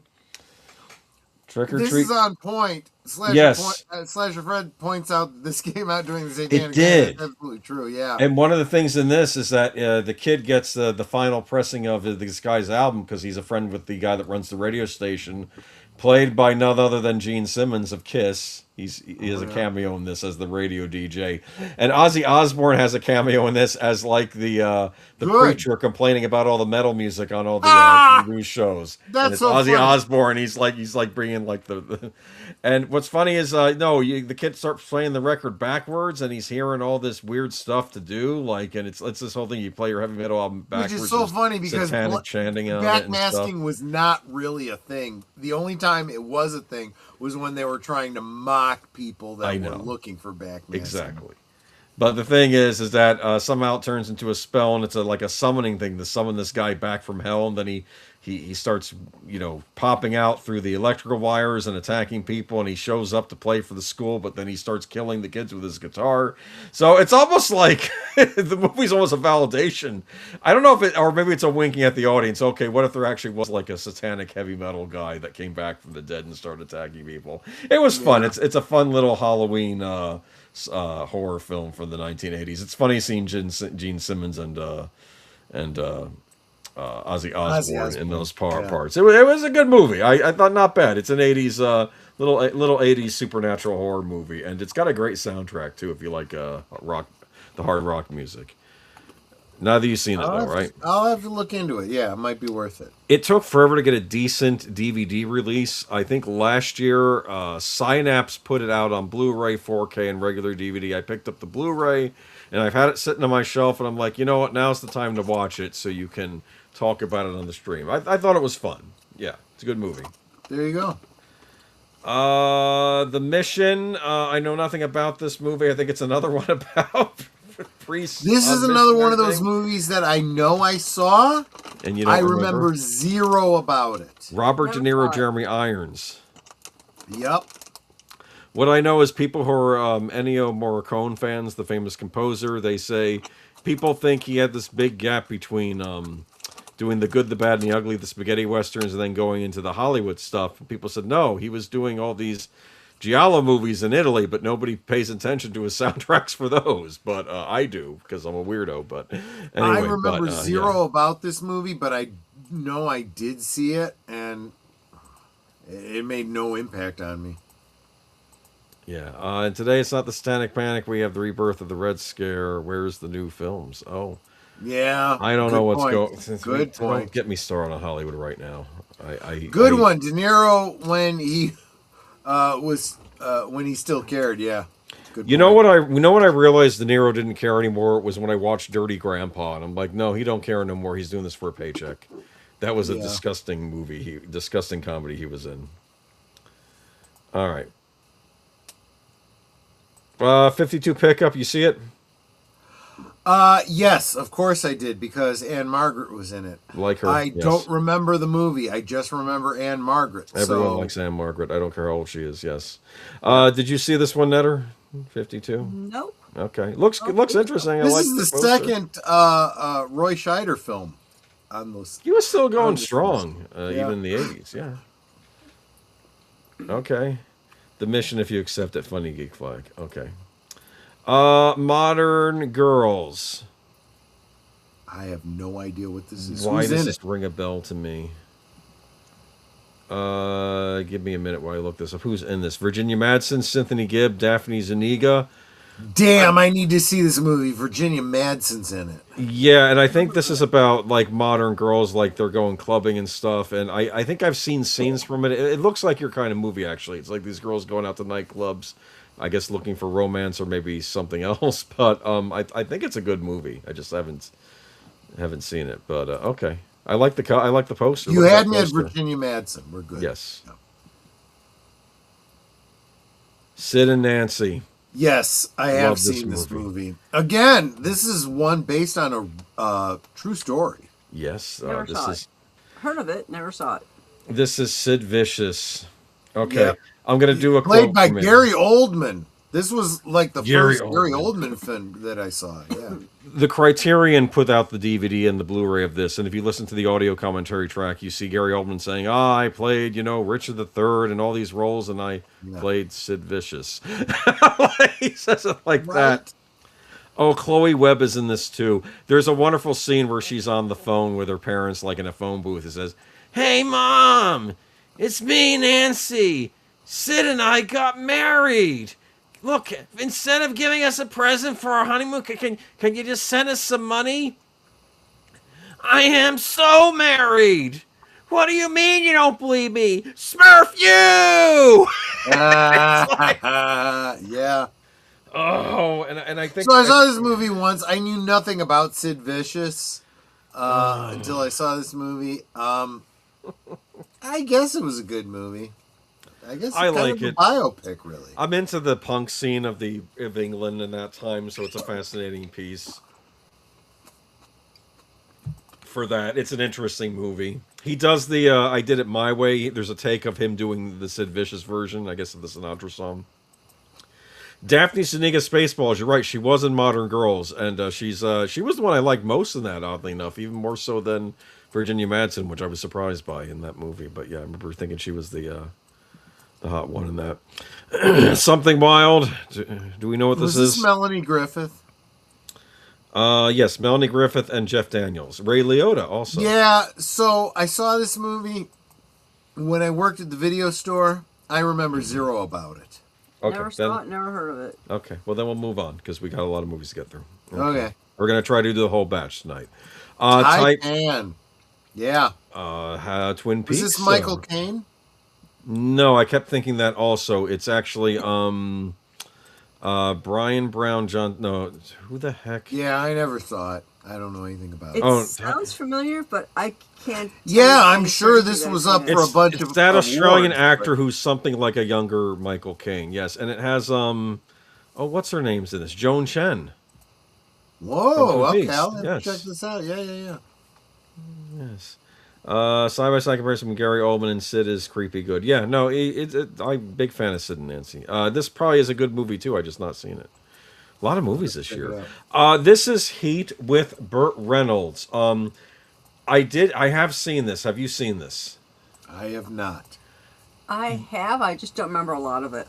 This was remade as Wild Card with Jason Statham. I saw the Jason Statham version of this movie first, and then I watched the Burt Reynolds movie later. And it's funny because I think I still lean toward the Statham movie, but I think both are actually pretty good at following the book it was based on, because a lot of the same dialogue is in both. I could tell because I watched them both in pretty quick succession. And what's funny is the plot is similar. Like in the Jason Statham version, he's helping out a young Silicon Valley millionaire, and he's showing around Las Vegas for a fee because he's sort of like a troubleshooter. Like, I don't want to say, I don't know what Jason said. He just does stuff for money in Las Vegas. And in this, the young computer millionaire, because it's the 80s, so that's still possible for you to be a computer millionaire back then, right? You'll write a program. Peter McNichol plays him.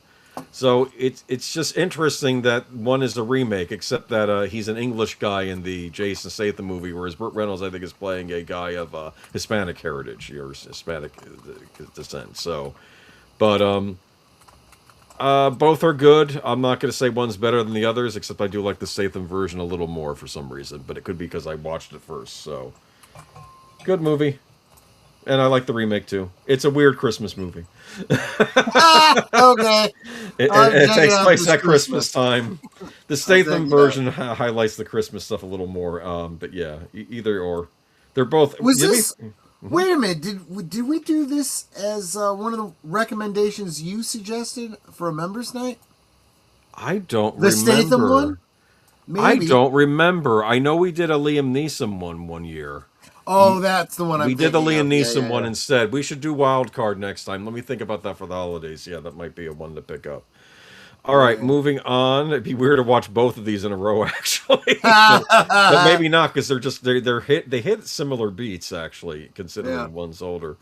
They're both based on the same book. Okay, so this is the end of this part. Do you want to go to commercial and then we'll try and wrap real up? quick. Okay. This is what we got coming up this week, friends. Okay. So stick with me throughout the week. You are watching Last Call, streaming every Friday night at 9 Central, 10 Eastern. Come on in, pull up a chair, and have a drink with us. This week, on Saturday night at the movies, an overachieving London police sergeant is transferred to a village where the easygoing officers object to his fervor for regulations, all while a string of grisly murders strikes the town. Simon Pegg and Nick Frost star in the Edgar Wright comedy classic Hot Fuzz. Join us this Saturday at 9 Central, 10 Eastern on Netter's Network Retro Cinema. Every Sunday, two geezers sum up the week's geek news with the candid candor you can only get from curmudgeonly nerds. Join Aged Boomer and Troy Pacelli on Geeky Geezers every Sunday night at 8 Central, 9 Eastern. Hello. While you're here, please visit our merch store where you can get cute t-shirts just like this. Link in the description below. Or use this QR code on your mobile device. Hope you find something you like. Every Monday night is Members Night at the movies on Last Call. Members enjoy an exclusive watch party just for them, and you can join too for as little as $1.99 a month. This week, we wanted to honor the recently departed Sam Neill with one of his great films, and the members are choosing between 4. Troy has noted that if his favorite does not win, then there will be a bonus Sam Neill film the following week, which I think is far less a threat than a serendipitous bonus. Members, go and vote for your favorite. And if you're not a member, please consider it. It really helps support what we do here at Last Call. Thanks. Every Tuesday brings mystery to our affiliated channels, starting at 6 p.m. Central, 7 p.m. Eastern, when Deleted Scenes with Stephen Otten reviews an unreleased film with his critic associates, and you'll never know who or which until you tune in. Then, at 7:30 Central, 8:30 Eastern, it's live from Sparkwood and 21 for a watch party, review, and analysis of the mysterious town of Twin Peaks. Finally, Last Call with Troy Pacelli transports you back to Victorian England for an adventure with the premier detective himself, Sherlock Holmes. Join us every Tuesday for mystery and intrigue on all our affiliated channels. Did you top off your glasses? We now return to Last Call. I'll tell you, during that whole mystery bit, the transition was like it would blur. And I was like, damn, I'm not sure if that's something I put into it or if that's just my eyes right now. No, it's Holy the blur. Crap. Bring up presentation 2. Let's get through this. Yeah, let's do it. All right, so every time we say goodbye, have you seen this? It's a World War II. Not at all. Hanks It's a movie. Tom Hanks film. I've never seen it. You seen it, Netter? Never even heard of it. Moving on. Okay. Okay. Hoosiers. On the other hand, Hoosiers I have seen. This is what's his name? Darn it, Gene Hackman. Yes. It is Gene. About a basketball coach, right? Good movie, actually, from what I recall. Yeah, I don't remember details, but I remember seeing it. It's a good movie. Yeah. Worth seeing. Another one I think I saw on home video. Shoes. I like the shoes on the cover for some reason. Yeah. Okay. I can't remember it though. I just remember An American Tale. American Tale. Oh Don Bluth yeah, movie. I've seen this. This was Don Bluth's big one, right? And it Yes. was, well, he had a lot of them, but this came after what was the one with Flying Dreams? Are these Polish mice? Is that what I got the impression of? Yeah, Bible. exactly. It's the whole immigrant storyline, Yes. right? But this comes after Mrs. Frisbee and the Rats of Nim. The Secret of Nim was the name of the movie. Yes. So yeah, I love this. My brother loved this movie. This is the song Somewhere out there. Yes, with, always radio. Linda Yeah, good radio hit. Ronstadt and Aaron Neville. Was it Aaron Neville? I think so. I can click on it. Let me see. Do. Oh my word! How much? That's a long That is summary. a great duet song. Netter and I should really do a duet of that song. Well, Somewhere out there. Steven Spielberg was a producer. This was an Amblin Someone's involvement. saying a prayer. Best I love original this. song. Yeah, best original song nominee. That we'll Didn't win. find one another. Is it Peebo Bryson? I'm not sure now. In that big somewhere out there. And even though I know how very far apart we are, it helps to think we might be wishing on the same bright star. I love and Linda Ronstadt. I liked Linda Ronstadt, but I loved her voice. I was in love with her voice. There are no cats in America, and the streets are paved with cheese. That's probably what. That's right. That is a great quote from that movie. Great memory. Yes. Okay, but I remember it was American Tail is a very dark movie. Of course it is, because it's an '80s children's movie. They're always dark. It was a Don Bluth film. It was yeah, kind of a children's movie, but yeah, definitely for adults too. I know they did a sequel, Fievel Goes West, as well. Fievel so Goes West. I actually don't remember that one so well. I think they wanted to do a western because this is an eastern. Right. This is well, you even see the Statue of Liberty in the background. So it's set in New York, yeah. Firewalker. I can't believe I didn't see this movie. I think I must have done. I just don't remember it. What? Louis Gossett Jr. and Chuck Norris. How You've can not I seen not this. see a movie with both of them in it, Okay. but I don't remember it? I'm not going to spend too much time on this because we did this when we did the Canon tribute. Was this movie produced in 3D? No, this was a Canon Films Golden Globus production, and I don't care because it was fun. Okay. Yeah, I'm sure it was. Look. This succeeds where their Alan Quartermain movies failed. This is because they were trying. This is another Indiana Jones style movie, but set in the modern day. And there's I want to say Mesoamerican stuff in this, or at least that's what it feels like. This is a good movie. I enjoyed it for what it was, and this was the first Chuck Norris movie I really got into, actually. And Melody Anderson is in this as well. And John Rhys Davies shows up because why not? Because why not? It was the 80s, and it was John Rhys Davies. There's an adventure movie. It has to have John Rhys Davies show up in it. Yes, so Why not? a good B adventure movie. Okay, if you're gonna, I'll have to look into one of the better Canon films. So yeah, Sure. we'll move on. Now I don't usually do re-releases on these lists because I'm this is not a movie that really came out in '86. But I wanted to make short mention that apparently Song of the South got a theatrical re-release in '80. Right, it did. And I'm wondering if this was to compete with an American Tail. Sometimes Disney does that to Possibly, throw the other animated yeah. competitors off Seems right. kilter. Were you aware this got a theatrical release in '86? Yes. I don't remember this. Okay. Yes, I don't remember if I saw it in the theater or not. I had seen it a number of times before this, so I may not have rushed out to the theater to see it. But Troy, the male singer with Linda Ronstadt, was James Ingram. James Ingram. Did I that's say it. that? Or You might was I have. wrong? Maybe I thought you were I wrong. said James Ingram, You but were I wrong. wasn't sure. This is probably the last time Song of the South was made available to an American audience, so I thought it would throw it on Yeah. there. Did it yeah. even get a VHS release? Not in the... I'm not sure about VHS. It didn't get a DVD release in the United States. No, and it's never had a DVD. I have created my own a Blu-ray of this, just so that I have it. And it includes some of the scenes that were cut out, I think, during this release of it. Some were hoping that when they did the Walt Disney Treasures lines of DVDs that they might have put it in with those, since those were more... Look, you'd have Leonard Maltin could apologize for all this this stuff. is one of those I mean, movies where if you haven't seen it and you think there's something offensive in this, you need to effing see the movie first before you denigrate it. Because actually, this was a far more important movie than people realize. If you're spending your Februaries learning a Black history, which is what February is supposed to be for.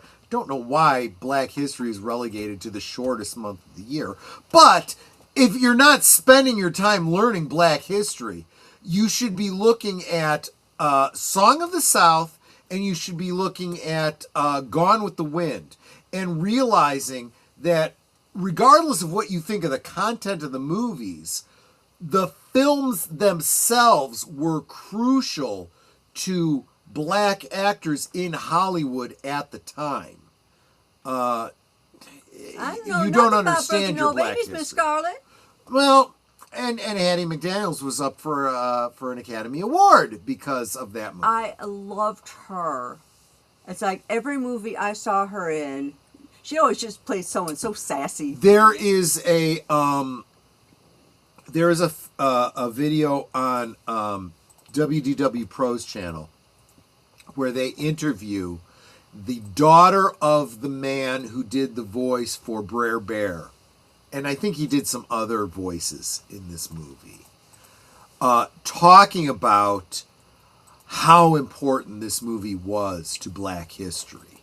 And that by not allowing this movie to be seen and not allowing the physical media to come out and so forth, Disney is literally suppressing a very, very important part of Black history, specifically in entertainment.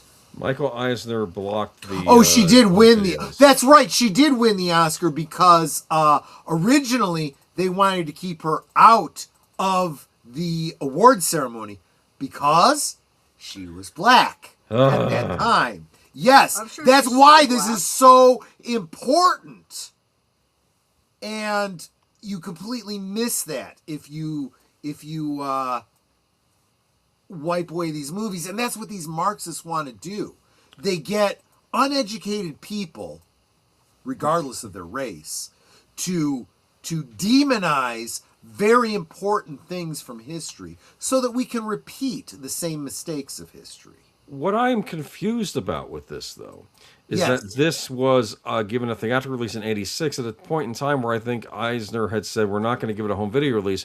Was the theatrical release to see if there was an audience demand, and if there had been, it would have I'd like gotten to a VHS think so. release? That would make sense. But again, it was probably getting drowned out by the American Tail movie. Here's that came out, another so. very important point that WDW Pro video brings up, and that's that Song of the South, these stories that are, this is a fiction, right? Folk tales, yes. Yes, it's being told by a former slave who has a relationship with the white family, right? And he's teaching the children these folk tales from his childhood that came from where?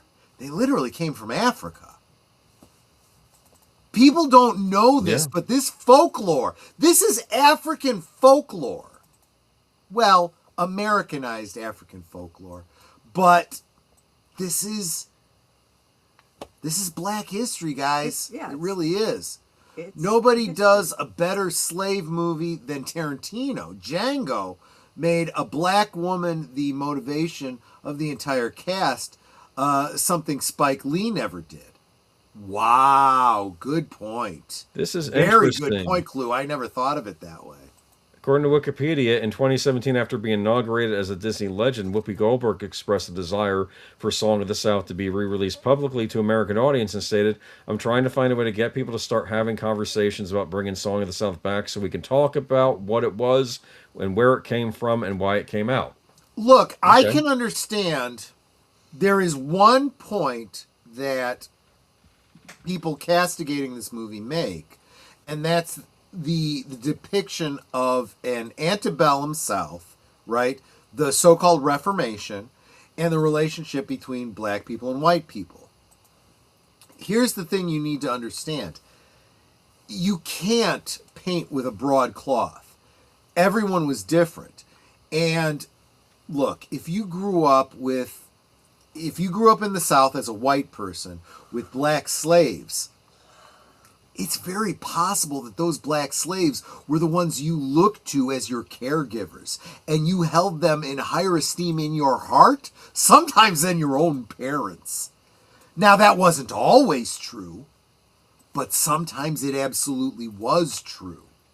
And these kinds of stories need to be told just as much as, the story of Roots and, how slaves were mistreated and so on and so forth. All of these stories need to be told. The wealth and breadth of history needs to be told. And we need to live in an age where we look back on this and say, this was good. That was bad. Yep. I'm glad we've gotten past that. I'm glad that I can look at somebody that has a different skin color or a different background and say, you know what? Don't care. Don't care. In fact, I appreciate their differences because I can learn something about them. Learn something about different cultures so that I'm not an ugly American all my life. Well, now it is lost media, at least for the time being. Not for those of us that keep it alive because we have our own copies.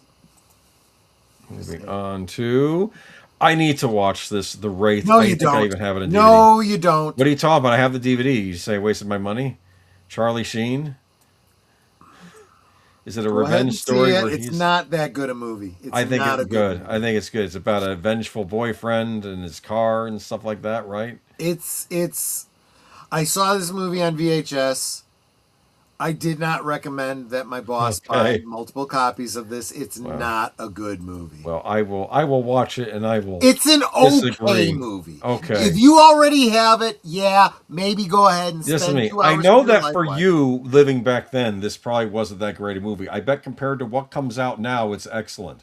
Okay. You know what I'm saying? Well, okay, you make a great point there. Yes. Okay. Let's move on though. If no one has anything to say about The Wraith. We got a lot to get through. I actually think we did a rewatch of this on Big Al's channel. I'm not sure.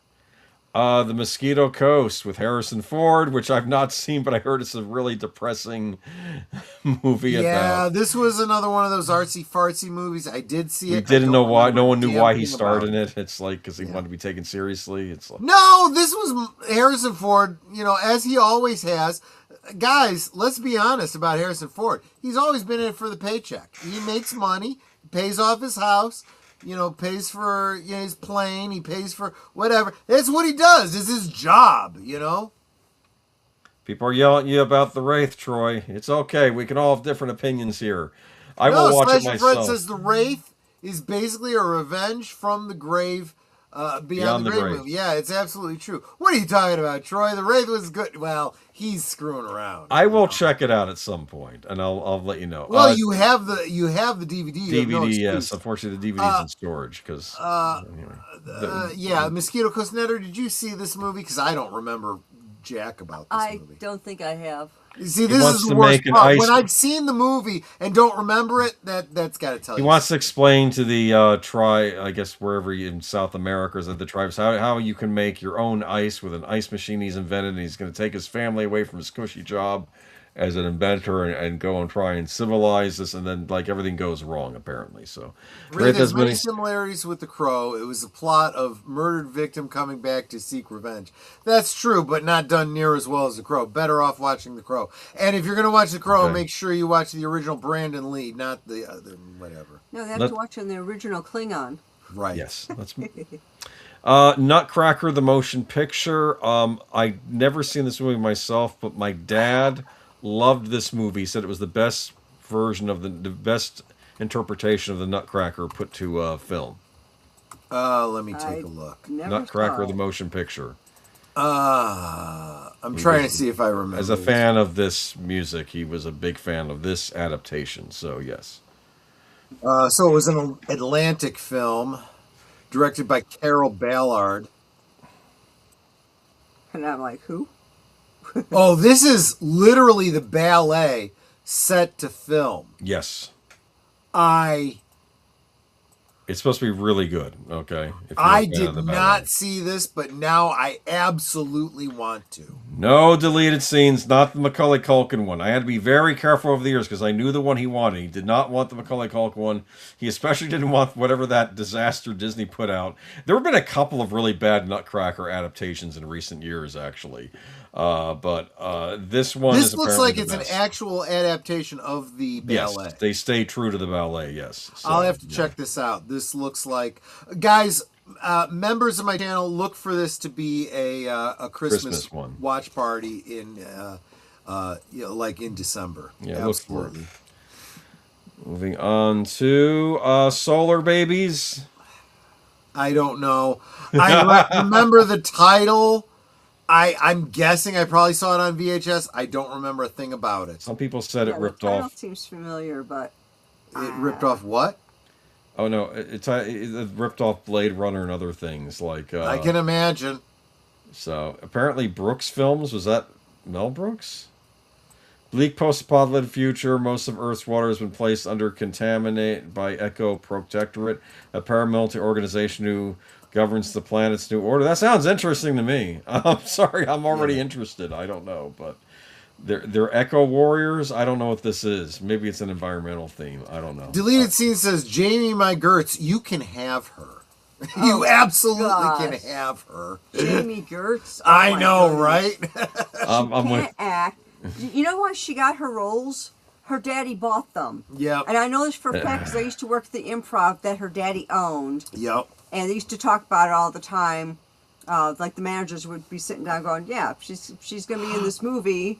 And it's because daddy bought her way in. Deleted says about this movie, Solar Babies, if Blade Runner was on roller skates, maybe I'll pass. I think I need to check. I need to seek this out. Yeah, I think I have to look for this one. I was a kid, fire me. Well, yeah, okay, I'll give you a break. Yes, Star Trek 6. 4. 4. Oh yeah, Voyage Home. The one with the whales. Oh man, the whales. I love this. I like this movie. Probably even love it, but man, there'd be whales here. Yes. I always hate it when you would talk to regular normies. Oh, my favorite one is the one where they go back in time with the whales. And like, really, more than Wrath of Khan? They probably didn't even see Wrath of Khan. They wouldn't know. This was the funny one. This was the funny one. This is the comedy. No, this is a comedy. This was a comedy that did not run afoul of canon. That's the important thing. That's true. It's not insulting to the audience or to the Star Trek fans. It's almost like a Back to the Future movie in reverse, where someone from the far future comes to 1986 versus someone from 1985 going back to the 50s. So, or the Old West. So what was the name of the biologist, the marine biologist? It wasn't Bess Armstrong. It was She was played by the woman from Seventh Heaven. And I can't remember her name. Oh, the mom. Yeah, deleted. Catherine Hicks. Catherine Hicks. Right. Where she's like, "Oh, let me guess. In the future, you don't have money." Well, we don't. Technically, they have credits. I heard Shatner mention, Kirk mentioned that a couple times, but that might have been for dealing with aliens. Well, I love the bit where he and I love that they keep the continuity from the second movie because the first movie or the second movie? Third movie. No, it was the second movie where McCoy gives him the glasses. Spectacles. Yes. Yeah, which he sells in the past because they're still antiques in '86.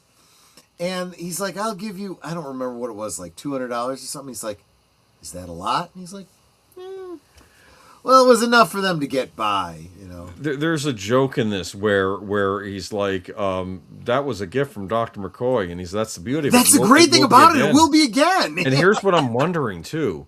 I'm wondering about that line because it can't work. No. It doesn't stand up to time travel scrutiny. Okay, because it's fine. That would imply an infinite loop for those glasses, and they're getting older. It might have just been a joke he was making. Okay, infinitely, yes, exactly. There's a lot of great jokes in this. Where are the nuclear vessels that Chekhov keeps saying? The nuclear vessels. So that's a great scene. People don't realize this, that he and Michelle Nichols, looking very suspicious in the United States during the Yes, Cold because War. this is during the Cold War. He's playing a Russian looking for the nuclear vessels.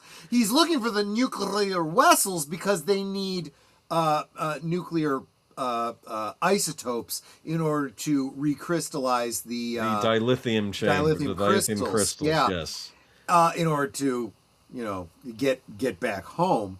And nobody realizes this, least of all him. And what most viewers don't realize is that although they did their best in the San Francisco on-location shoots to, control who they were filming, sometimes it wasn't extras that he was talking to. There were people that were just trying to get to work or, back and forth from work. And one of the people that he talks to is not an extra. She's a regular person who doesn't know a film is being filmed. And he says to her, "Excuse me, can you tell me where the nuclear vessels are?" She goes, "Oh yeah, I think they're across the bay in Alameda." She is not funny saying a line that was given to her. She doesn't know she's in a movie. And she continues on. And he's like, I said that. I said Alameda. You didn't say like, where is Alameda? Remember, he's like, where is Yeah, where he is had Alameda? said it to somebody else. And they had to, the director, was it, this wasn't Nick Meyer, was it? Who directed Okay, this one? I'll explain it to you. Leonard Nimoy directed this one like he did Right. 3. Nicholas Meyer, he didn't write the script parts for the stuff taking place in the 23rd century, right? But the stuff that took place in San Francisco, Mass, that was Myers wrote all that. Oh, that's all his dialogue.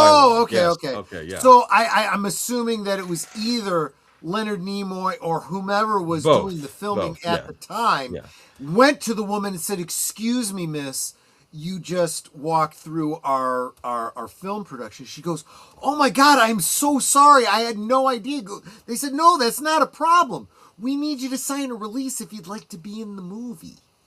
And she's like, "Oh, sure." And she's like, now she's in the movie. And she's in the that woman is not was not intended to be. That's a great little story to check out. And of course, Nichelle Nichols and Walter Koenig just went along with it. They were like, kind of like that whole story from what's it called, where oh shoot, what was that? Cowboy, Midnight Cowboy. I'm walking here. It was all improv. Oh, when he says, "Watch where you're going, you dumbass, You dumbass dumbass, on I'm you." walking here. I'm walking here. Yeah, that was all improv. I busted out laughing because then you see them all walking, and Spock is, of course, in this weird Vulcan resurrection garb still, Right, and they're all in their right. uniforms, and they just look out of place. Like Right, it's like Marty split up. McFly in the You look like a 50s. cadet review. Yeah, exactly. Yes, it's just there's so much funny stuff in The it. There's- best is when Kirk and Spock are on the bus Yep. and the dude's playing the box and everyone wants to. He's like, "Excuse me, sir, could you please just turn that down?" "Yeah, screw you!" In with the music. And Spock looks over at Kirk and then just reaches over and does the neck pinch and he goes, "Ugh!" And then he falls onto the tape deck that turns it off. And everyone in the bus starts clapping and Kirk's like, There's the scene with Dr. McCoy in the elevator with the other doctors, and he was saying it's the Spanish "What is Inquisition this? back It's there. the Spanish Inquisition." Like basically that's how savage we are in And then the woman's 20th century. "Excuse me, miss, what are you here for?" She goes, "I'm here for dialysis." He goes, "Dialysis? Oh my gosh, it's like stone knives and bear skins. Here, take 2 of these and call me in the morning." She took And then the later pill. on, you see this same woman. She's like, "This guy gave me 2 pills and it cured my kidneys." Yes, yeah. It's ridiculous. It's a great movie, and it actually And has they a good play around with the whole time travel, right? Because they need to bring 2 humpback whales back to the future to communicate with this alien life the form. that's space being probe communicated. thing. And they need to build a tank inside the Klingon, the captured Klingon bird of prey from the previous movie. Yes. And they're like, Scotty's like, "Well, if we had some transparent aluminum." They don't have transparent aluminum now. What do we got to get? Well, and so he and Dr. McCoy go to I don't know, like Reynolds or whatever that makes, And give them the and says, look, if we needed to make a tank that could hold, so many cubits of water, how much would it be? Plexiglass, that would be, so. He goes, well, what would you be willing to trade for the formula for a product that could take your plexiglass and do the same thing, but at 1/10 the thickness? Let me show you the formula for transparent aluminum. And the guy's like, really? And so he basically trades plexiglass that they need to make the tanks for the formula for transparent aluminum. And Scott and Dr. McCoy says to him, aren't we like changing the future or something by giving him this formula? Scotty looks at him and goes, how do we know he didn't invent the thing? There was a deleted scene. There was a deleted scene earlier in the movie, like at the beginning, where Spock is taking his little the quiz, right? Yes. Yeah. Where we learn about the Klingon mummification glyph. That's a story for another Star Wars stream or Star Trek stream another time. I'll tell you about. But one of the questions was supposed to be, who invented transparent aluminum? And he says the name of that character that they meet later on. Funny. To establish the ontological paradox of that whole thing. It was a great scene. It's good as a deleted scene, not necessarily in the movie, but it's funny. Yes, great movie. Deleted scenes. Got to see it as a special Young Astronauts Club won at a science fair. Oh wow, that's really cool. That's really cool. Yeah. I love lots of things. Not enough Klingons in this movie though. That I didn't care for. Do you remember? There was a Klingon. No, there was the Klingon ambassador at the beginning. Don't you remember? Yes, there was. He's talking in front of the Federation. He wants Kirk brought up on charges. He says he's a renegade and terrorist. Remember that? He says, and I realized from the Klingon point of view. Yes, you're absolutely right. From the Klingon point of view, he's spot on. Yes, they do the reenactment of the trap when the ship blows up, and I was thinking in my head, I can't see that too many times when he blows up the Enterprise with the Klingons. But I get from the ambassadors, and that same ambassador shows up in part 6. And remember when he says there will be no peace as long as Kirk lives, and then it was a wonderful scene at the end of Star Trek 6. Carries over the canon of this movie and the personal relationships. It is such good writing. He is the one clapping his hands for Kirk at the end of Star Trek 6. Yes, he is. Around, which really, and that goes right with Kirk talking with Azed Bor, and she says, I'm getting teary. You have fulfilled my father's promise, vision. And you and my sons. Yes. You have restored the faith of my son. And oh my God, that is just so great. It was perfect. And that was such post Cold War story. I mean, it's just, oh my God. One thing before we leave, one of my favorite scenes in the movie is when they first land, and of course they're cloaked, and you see the garbage men, and they're saying, if you think I'm going to be paying whatever for a toaster, and I told my wife, you're out of your mind. And then suddenly the ship comes down, and then the door opens up, and he said, did you see that? No, and neither did you. And neither did you. Which, of course, is a reference. I have to assume it was a reference back to It's a Wonderful Life. Right. Did you? No. I'll buy you. They probably thought they were seeing. Well, I guess they were seeing a UFO. Yes, they absolutely were. And I love that because they're coming down cloaked, and you don't see the ship. But you see the trash can getting smashed. The wind flying, the stuff flying around in the air, and they're like, then like I said, and what does Kirk say? Everybody remember where we parked. Did you like this movie, Netter? Yeah, it was interesting. There were some really good lines in it. Some maybe potential romance for Kirk at the end of this too, with the marine biologist. Of course, we never see. She never comes. They might have worked out well, actually. I think he has a type. She might have fit that bill. Yeah. You're right. Okay, you have to remember that Kirk would sleep with anything that was in a skirt. That's not entirely true. He was flirtatious. He liked women.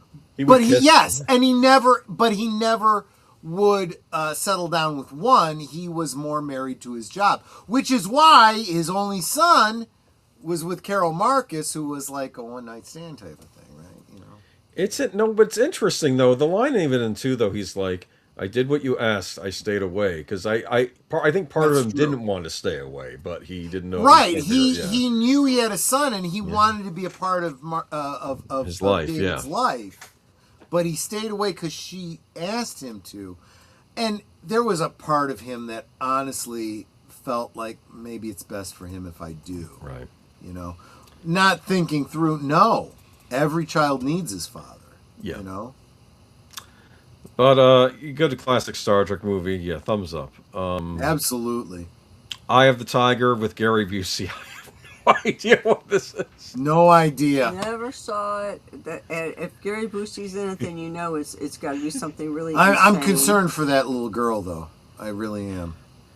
Do you remember there was some celebrity rehab reality show hosted by Dr. Drew, and they had all these celebrities showing him, including Jeff Conway, which I felt really bad because he was in rough shape on that show. And he didn't actually end up succeeding. Unfortunately not. Yeah. And then Gary Busey shows up, and Gary Busey's acting like he's a helper on the show and not realizing, no, Gary, you're here with them. You're here because you have problems too. And it's like, yes. Yeah, Ridley Scott's classic movie, which was a sci-fi horror and turned it into an action. We did that in our first Yes, coverage a few weeks back. Yeah, we talked about. That's aliens. right. You know what? That's the other thing, guys. This is a part 3. Parts 1 and 2 were pre-recorded, so you won't find them in the live section. You'll find them in the videos section. So go check them out. Heartbreak Ridge. Now I came to this one late. This was 1986. I didn't see it until, God, it must have been like 93, 94. Something like that. Then we you were told me about married it. for a while, and this was a movie that was real big with my D&D group. You know, the guys that my attorney and the guys that gamed with us every week. They kept quoting this movie, and one of the lines that would keep coming up in a game is, well, what happens if I, roll a natural 20? Well, then you just get dead. And I'm like, you guys keep quoting something. I don't know what you're quoting. And they all looked at each other and like, you've never seen Heartbreak Ridge?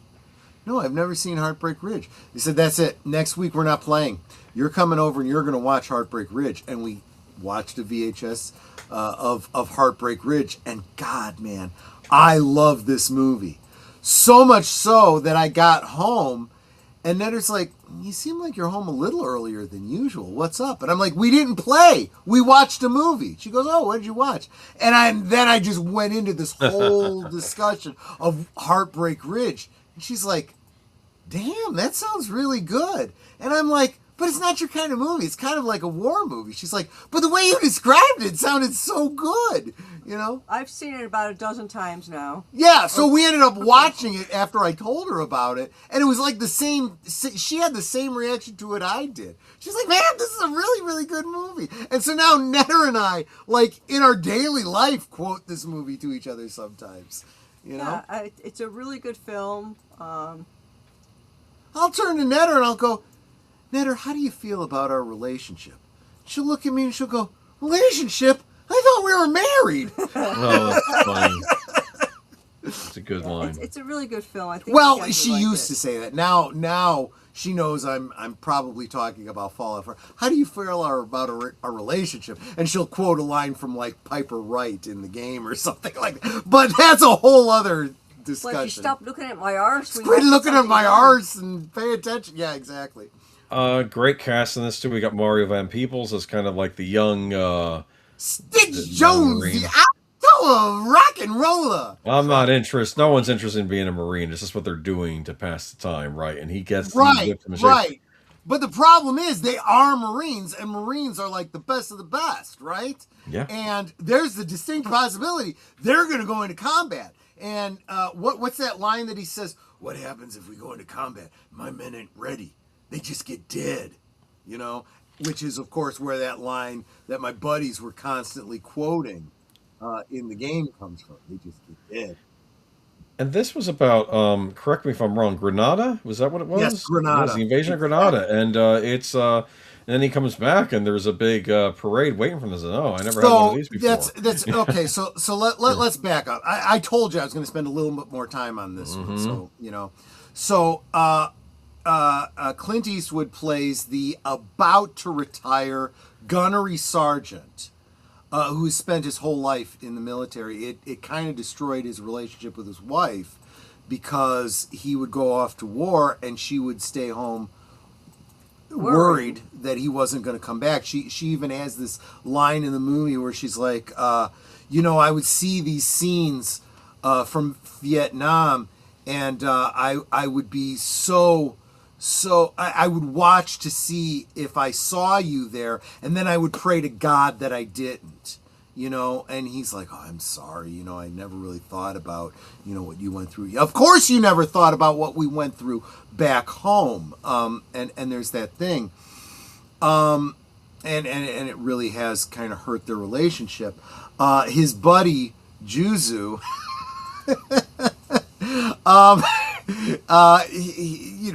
they're both like, just diehard jarhead type guys.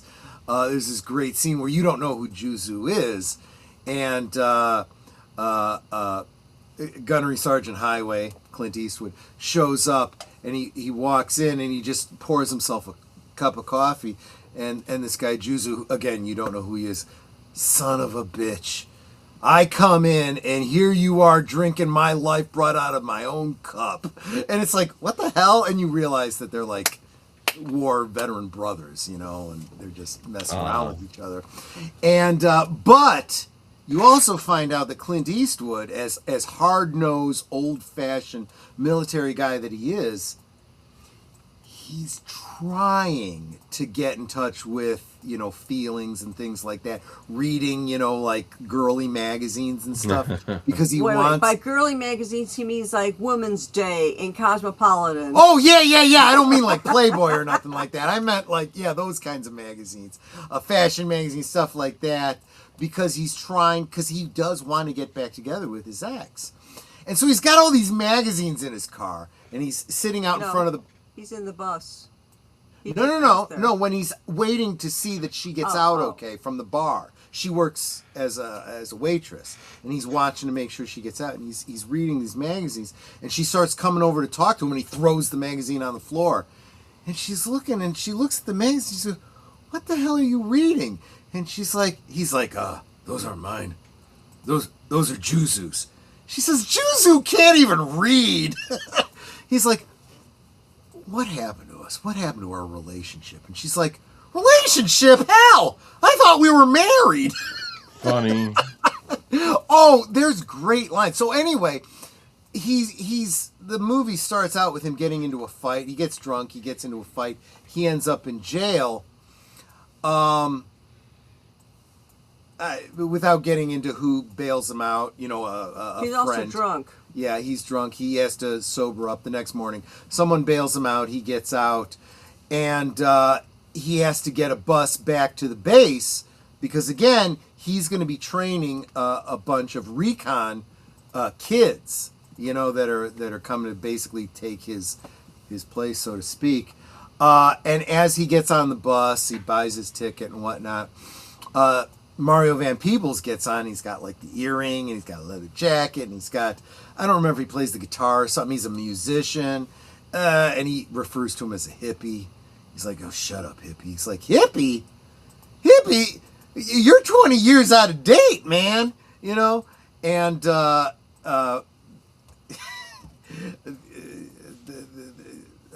Mario Van Peebles, when the bus stops to get lunch, he sticks Highway with the check and steals his ticket. So he has to pay for another ticket, and he has to pay for the meal.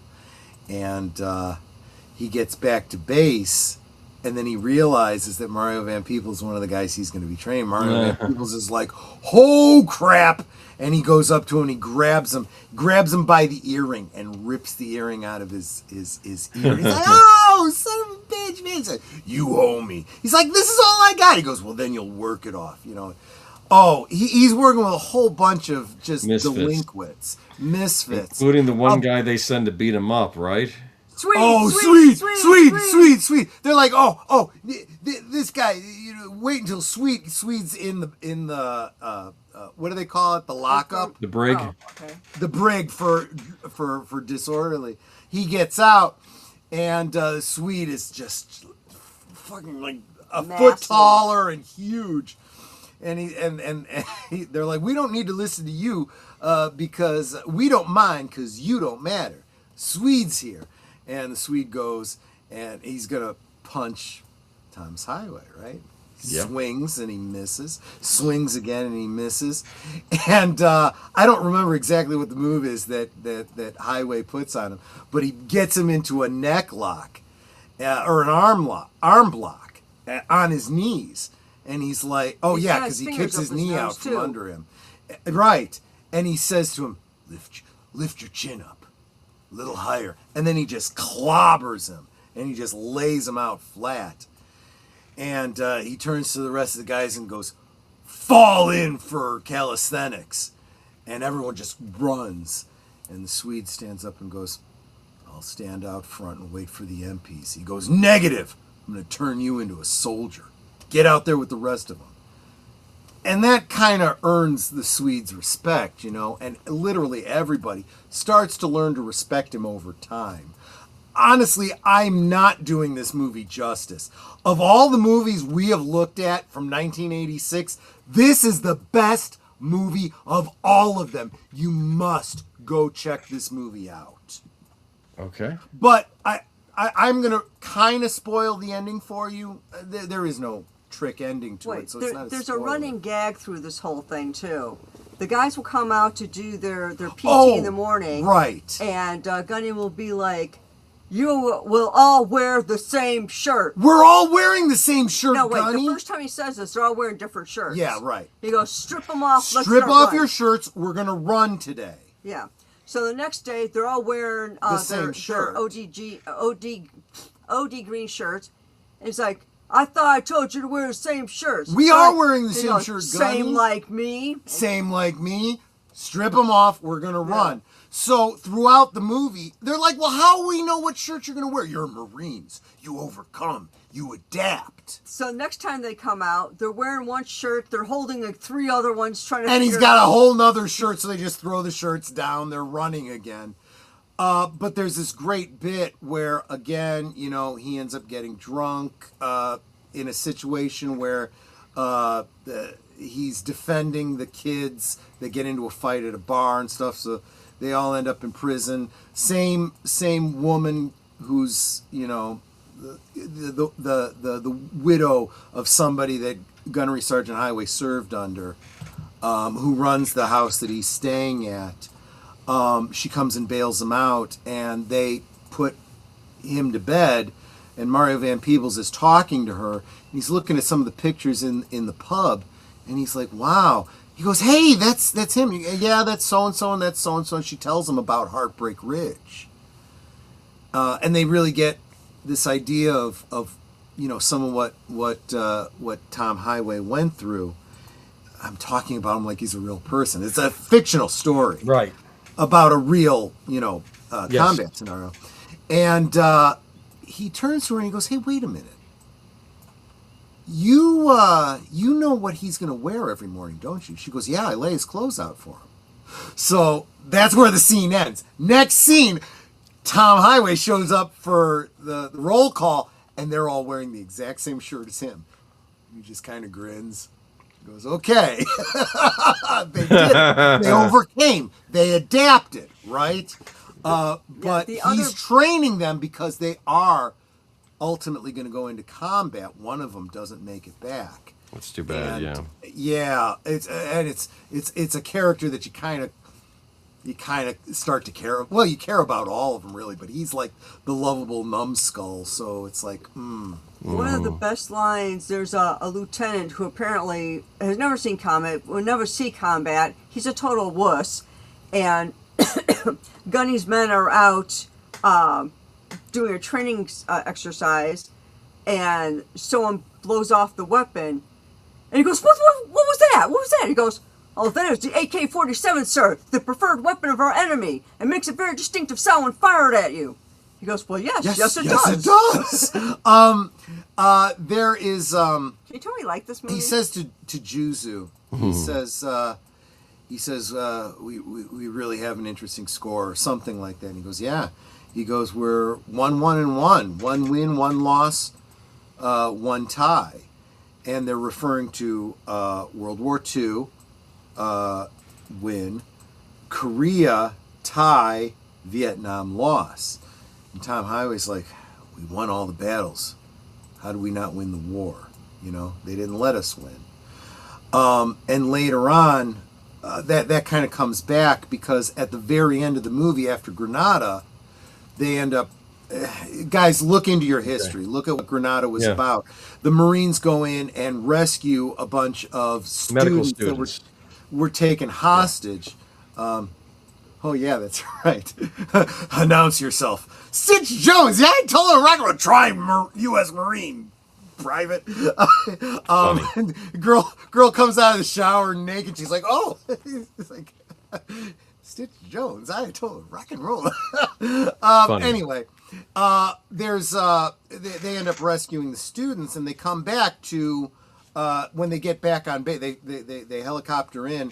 They get off the vehicle, and there's da da da da da da, and the band and the stands with all of their family there, and they're walking in, and you know, everybody's being greeted by their family, and Mario Van Peebles turns to Clint Eastwood and says, "Well, you must be old hat at this," and he looks around and he goes, "It's the first time."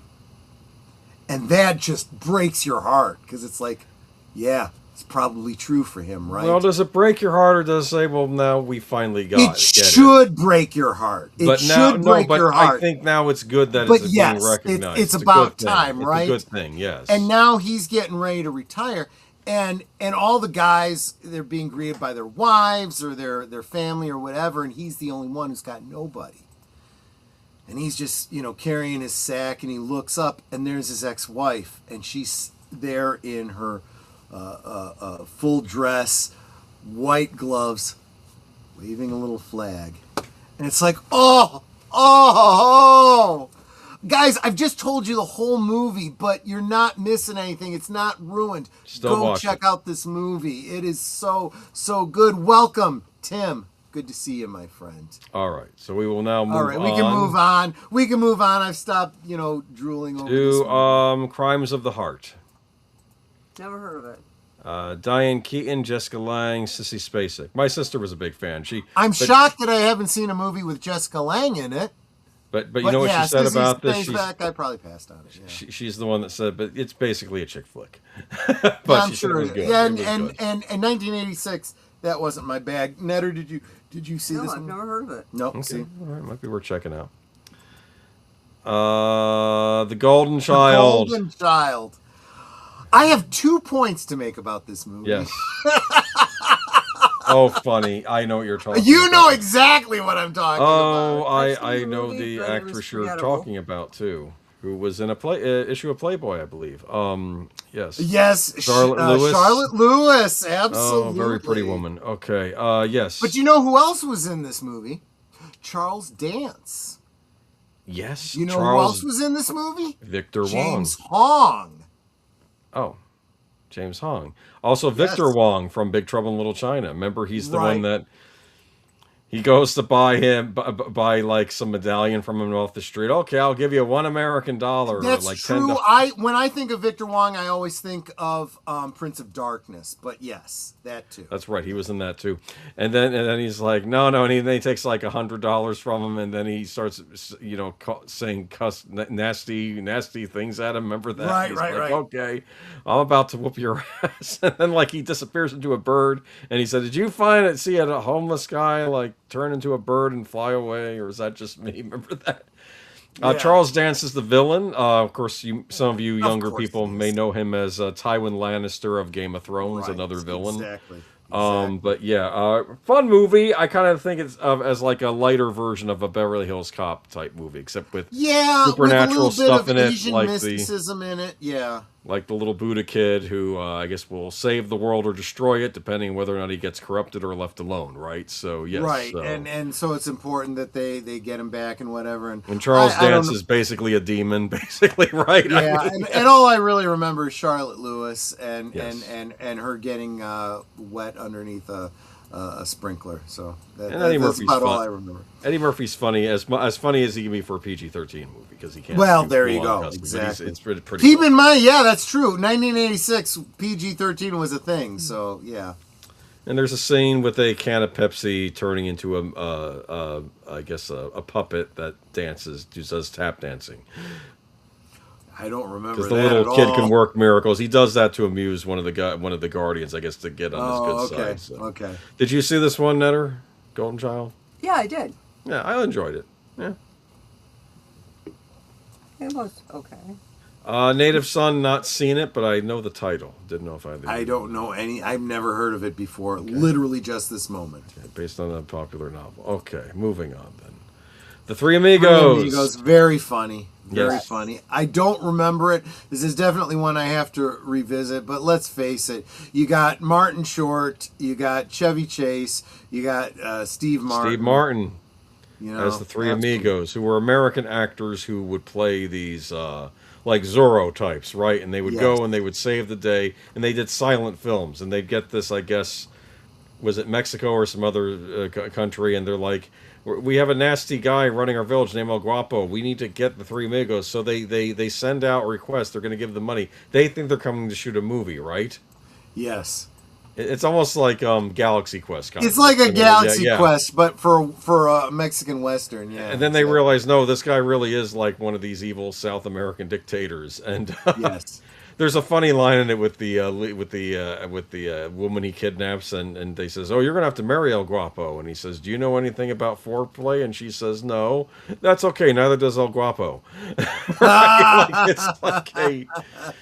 It was all right. I remember I saw it in the theater when it came out, but I don't know. I like all three. Well, actually, This was Chevy also Chase right can be in the- funny too. This was also in the wheelhouse of like Spies Like Us. Yeah, it was funny. I remember laughing at this movie. I don't really remember the details of it. I also remember the little thing they did, the you know, that they With the All yes, three with of the them. horses Yeah. and the everything else. Yes. exactly. Yeah, it's fun. Check it out. King Kong Lives. No. This was what's her name from Linda Hamilton. Linda Hamilton, yes. With Linda Hamilton has a nude scene in this. That's all you need to know. Yes. Go see this movie. Yes. Joe Bob Briggs. Was Pass, thanks. This was a sequel to the 1976. Yeah, King Kong with Jeff Bridges, Jessica Lange, and Charles Grodin. Yes, and Right. this is the sequel to that, where I guess there's a female Kong in it. So I Yep. guess there's going to be some whoopee going on with the Kongs, all right. And then there's But they need to the heart transplant scene. a heart transplant for Stupid. Kong, right. Joe Bob Briggs said that there was a scene in the movie where I guess what's her name from Terminator, Linda Hamilton. Linda Hamilton goes to the other scientist and says, you know, we're really just primates too before they have their love scene. And then Joe Bob Briggs said in the theater, people were howling at the screen when she said that. It's like, no, Yeah. just no. And then Dino De Laurentiis says, when the monkey gonna die, you're gonna cry, in his Italian accent. just no. That's funny. That's why we didn't see anything from King Kong for a number of years after this. All right, anyway. I It's saw this fine. one in theaters, by the way. Did you like it? Linda Hamilton. You know, Okay, it's fine. I don't know. I don't even remember anything about the monkey, to be honest with you. Well, it looks like he's destroying stuff, so what else is Yeah. new? Okay. Little Shop of Horrors. Saw this in theater, too. I think after Christmas, though, because I think this was still playing. But Rick Moranis, Steve Martin. Yeah, well. Netter's talking to me. I got it. Yeah, so Rick Moranis, and I'm forgetting the actress's name. She played the find same. She reprised her role from Broadway. Great movie. Suddenly see Ellen Green? Suddenly see. Yes. Okay. So I have a great little history with John Will Candy, Scott Christopher before this. Guest, Bill Oh, Murray, yeah. a lot of people in this. Jim Belushi, a lot of people. Okay. Bill Murray plays the role that Jack Nicholson played in the original. Originally, this was a black and white film. Yes, Roger Corman. Right. Which that Roger Corman film was what was translated into a Broadway musical, and they followed the storyline exactly, just with music, right? So it doesn't have a happy ending. When they remade it with Rick Moranis, they decided that they were going to do a happy ending, so they changed the ending. But the actual Broadway musical has the original ending, you know. Well, no, the apparently one of the versions of the Blu-ray, I don't know if it's a deleted scene or if they added onto the movie, has the ending that they made for the movie. It was a darker ending too. They had to cut it out. They did film it with all the Audreys. Audrey's taken over the world. All the Audreys. Right, yes. they changed it as a result of audience test audiences, reaction. but they still Test have that audiences, scene, and there right. might be an alternative cut you can watch with that original ending now. Yes, I think you're right, because I think Yeah. I have seen it. Yes. Well, anyway, back to just let's see, 86. It was before this movie came out. It was probably 84, 85. I went to see a local production. There was this girl that I really liked in grade school and high school. I dated her very, very briefly. She played the Audrey role in this this local production. I went, I brought her flowers, you know, that whole kind of thing. And it was really a really good production. So you saw the alternate ending, right, where Audrey takes over the world and everything. Well, what's really cool is the three women who basically play the Greek not narrators, but the chorus. Yeah. Who act as narrators throughout the thing. They explain what happens and how it takes over the world and takes over New York and Chicago and da-da-da and this and that. And there's this great bit where the vines of Audrey 2 like get unrolled from the ceiling and from the balconies over the audience, which really is like a very immersive kind of really cool. Hey, Hoot Owl. A horrific ending for kids. Yeah, exactly. The dentist set was later used 3 years later as a surgery scene from Batman 89. You're absolutely right about that, Slasher Fred. You're absolutely right. Those weird looking tools are the same ones that, you know, are, you see what I have to work with here, you know. Exactly. So, good movie. Oh, Netter and I, even in one of our karaoke streams, did Suddenly Seymour as a duet. Yeah. I love it when the plant says "tough titties." Remember when it says, titties. "Yes, I can't do it." No, feed me, Seymour. Feed me, Seymour. I love the fact that he names it Audrey too, but it's definitely a male voice. Oh, I love it, and it don't care. He's like, "I can't do this." Yeah, I don't care. You're feeding me, and I'm gonna grow. And Yeah. I guess take over the area. You don't care. All right. Oh, that's right. They were named after the popular singing groups of the 60s, the Chiffons, the Crystals, and the Ronettes. Yes, exactly right. It was Chiffon, Crystal, and Ronette. You're absolutely right. Let's move on. Richard Gere, Kim Basinger, No Mercy. Looks. Did I see this movie? Yes, Kim Basinger was in it. Do I remember a thing about it? Absolutely not. Was it an erotic thriller or was it something else? No. All of my memory of this movie has been overwritten by 9.5 weeks. Okay. Time to move. We already covered that one, I think. Yes, go see 9.5 weeks. That's a movie we're seeing. Platoon. Ooh. Everyone has their favorite Vietnam flick. This is mine. I know Full Metal Jacket, Apocalypse Now. There have been plenty of others, but this one, I like this one the best. This is Charlie Sheen I again. do understand why this movie won.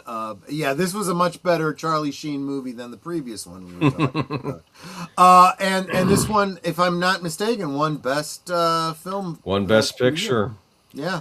This has Tom Berenger in this, and also William Dafoe as kind of the COs of two different groups of men in the Vietnam War, and they made a point that he was the director. Or he basically said he was casting against type, whereas Berenger's the villain, and Defoe's the more the you would good expect it to be character, the other way around. He wanted to go against their type, so he made William Dafoe the more wiser, I think his name was Elias in this. Welcome, Tom. Midnight's Edge After Dark says Chuck Sheen. Exactly. By the way, Tom, I'm probably going to have a karaoke stream coming up. Actually, it might be next week since we're going to get through this topic tonight. Probably going to have a karaoke stream next week. So, if you want to join us, love to have you. I want to make a point. This movie was directed by Oliver Stone, who had actually served in Vietnam. Mm-hmm. Yep. Yeah. He had a little bit of insight. Yeah, that's true.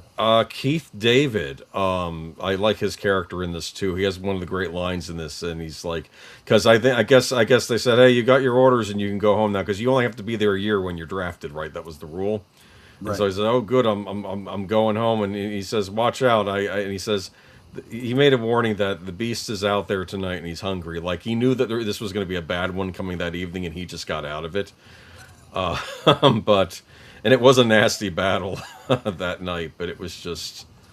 I feel like there should be we should do because we just recently did it. We should do a double feature, Hair and this one, right? And Platoon. Tom says, I want Okie. Okay, I will absolutely send you a link. Make sure you can join us next week then. The Night's Edge, yes, definitely. Sorry, go ahead. You didn't have to bring it back up again. Well, I was distracted. I thought somebody said something about Johnny Depp, and then I was okay. Yeah, someone did say something about Johnny Depp. Was Johnny Depp in this movie? No. Oh, was he? About Johnny Depp? Was he? He might have been. Darn it! Now I'm trying to think. Keep in mind, back then he was playing much. He was in this movie. Yes, Remember, he was in this movie. He was in. He was the track. I think he was the tracker. Yeah, he's in this movie. Yes, my mistake. He was, yes. His first Kevin movie, Dillon? I think, was the one he did, Nightmare on Elm Street, which apparently he homages in this upcoming Ebenezer Scrooge film that he's. Interesting. No, he was in this. Yeah, and those had a great cast. Forrest Whitaker, Tony Todd. Oh, Tony Todd. I love Tony Todd. John C. McGinley, Kevin Dillon. This is a great cast. Yeah. This is really a great cast. Big fan of this movie. It has, of course, the cover here where they're playing that one classical theme, and they're pulling away, and of course you see Elias. You see a character. I'm not gonna say who it was. I just did, running as the Viet Cong are behind him, and it's like you never leave a man behind, and then because of the situation they do, and it's this horrible. And this is sort of where the Charlie Sheen character takes over front and center, because he hates he I don't know. It's a great. This film. is one of those things where you kind of look. You can sit, never having served, and castigate people for their bigotries and their hatreds, but when you've actually been in combat against people, dude, unless you've walked a mile in their shoes, F off. They have every right. Well, it's funny because he said some of the scenes in this, like the one where he was screaming at the guys, "You're animals," when they were going to be going after the young girls in the villages, and he pulled them off them. He said that was based on experience. And also him when he was yelling at the poor special needs kid and the thing. He said that was also me, unfortunately. I did do that. Like, he was basically pointing out the good and the bad he did over there. Yeah. When he was, so it was just a thing. And I've had too many friends that served that would say, I've got a story of giving my chocolate rations to a kid. I also have my stories about who and how I killed, so that's just the way it goes. Yeah. But great classic movie.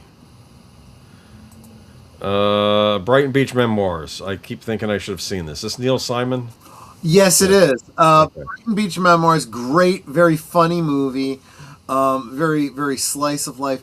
This was the sequel to this starred Matthew Broderick, and I can't remember what that movie was. It looks like the lead actor. Is he the one who was in Weekend at Bernie's? That's what he looks like. Yes, yes, he Okay, is. yes, yes. I don't know this one. And yeah, this is a very fuzzy memory. I remember I saw this in the theater. Jonathan Silverman. That's what I'm Yeah. thinking of, yeah. I saw this movie. I loved it. Biloxi Blues. That's right. Biloxi Blues is the thank you deleted was the sequel to this one. Loved both of those movies. Yeah. Great, great films. Yeah, Neil Simon films. So it's very serious storylines with a lot of humor. So definitely check it out. Actually, I think there was a third movie, wasn't there? And I don't think I saw that one. But not only did I see Brighton Beach Memoir, this was another one that I saw. A buddy of mine was in a theatrical production of Brighton Beach Memoirs. Yeah. Okay. Good movie. Check it out. I can't tell you much about it. I don't remember. You may have no interest in this one because of one of the actors, but Yeah, I specifically did not say, and I was tempted because of Jeff Bridges, but no, I also can't Sidney stand it. Lumet directing, so maybe I'll check it out. But yeah, I saw Jane Fonda was in it, and I just skipped it. right. Yeah, and this is back in '86. I actually had that conviction back in '86. Never even heard of this one. John Lithgow, Jodie Foster, Mesmerize. I can't believe a movie that Jodie Foster was in back in '86 that I didn't see. I didn't know about it. I don't think I remember ever hearing about And it. I think it's I had weird. a huge crush on Jodie Foster. Sure. You know, now looking back, I'm like, you know, if I'd had any gaydar, I'd have known. Well, But I don't didn't. think any of us did back then, but Yeah, true. like I do now. Anyway, Yeah, I guess you start to get more sensitized to it these days. maybe. All right. Wisdom. I point this out because apparently it was wasn't this the screen debut of Emilio Estevez, also as Demi Moore in it? Yes, did see this movie because Demi Moore, but I don't remember the details. I don't. Okay. Unfortunately, there was a lot of movies I saw in '86. I saw them once. They didn't stick in my head, so I'm not saying it was a bad movie. I'm just saying it wasn't so good that I remember it right now. You gotcha. Okay. Netter, any thoughts on this? I've never even heard of it. Yeah, neither did I. This was '86. This was before we met, so you know it's not like. Final movie of the evening, Witchboard. Yep, I saw this movie. This one I saw at the video store. Watched a screener of this. I remember bringing that home. My mom and I watched it because, again, we both worked at that video store. My grandmother thought, you know, this was terrible. Which, and she had all this. No. She had all this conviction about how evil, you know, Ouija boards were and witchcraft and all this kind of stuff. Oh, okay. Well, isn't that basically what the movie's about? It basically is. Board, You're yes. absolutely right. It's like, you know, stay away from bad. Tawny Which board Katane, is though. it called? Tawny Katane, yes. Yes. So that's the reason to watch. But I think I have this. I got the DVD of this years ago. I've never really gotten through it. But you know what's funny? As a bonus, it came with a little cardboard Ouija board inside it. And I'm like, Did you know? Okay, here's a little piece of trivia. Did you know that the Ouija board is actually a trademark, not copyright, trademark of I can't remember now if it's Parker Brothers. I think it's Parker Brothers, but it could be Milton Bradley. It might be. I remember. So chances are they had to pay royalties to the game company that owns the rights to that. Or they just called it Witchboard. Well, yes, but then they'd have to change the whole setup behind. There's the trademark is pretty specific, and there's only so much you can get away with. This idea of the witchboard only the actual Ouija board only goes back to like the late 1800s. Sure. And again, it was put out by out by Parker Brothers as a game. And it was, you know, I mean, I could explain the science behind how it actually works, but yeah, it was real big with mediums and stuff back in the Victorian era, and but yeah, it's not as old as people think it is. They think it goes back to some sort of antiquity or something like that. No, only about the late 1800s, early 1900s. Oh, we're done. Okay. Yes. Well, it's late. I got to get going. Yeah, You you just shut gotta the leave. stream down, or you want me to kick around for a little bit? I can if you need me to. No, I'm going to wrap it up anyway. Just real quick, of course, we've got last call.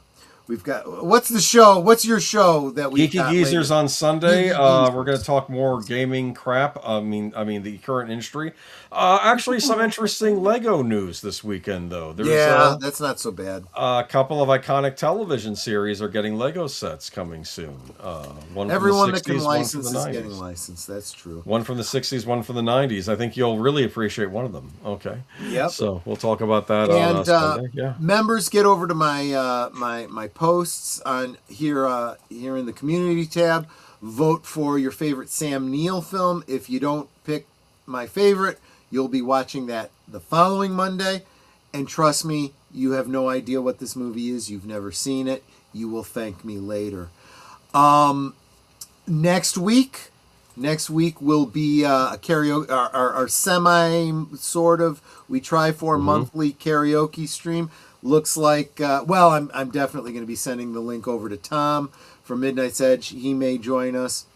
I'm assuming deleted. If you can make it, you'll be there as well. And don't forget, Saturday night over on Retro Cinema, we will be Tomorrow watching... night. Or later tonight, actually. Yeah, Hot Fuzz. Hot Fuzz with Simon Pegg, and I forget the other guy's name. But Ronnie Coltrane. That's it. I don't remember. Yeah, Ronnie Coltrane. And yes, so join us for that as well. Anyway, next week, karaoke. The following week, 2 weeks from tonight, we will have several special guests. Well, at least a couple, possibly 3 special guests. We're going to be talking physical media. We've kind of alluded to that throughout the night, but honestly, physical media is an important thing, guys, and we're going to talk about why, and we're going to talk to some subject matter experts on where they think the future of physical media. Is it going away? Are we going to own nothing and be happy?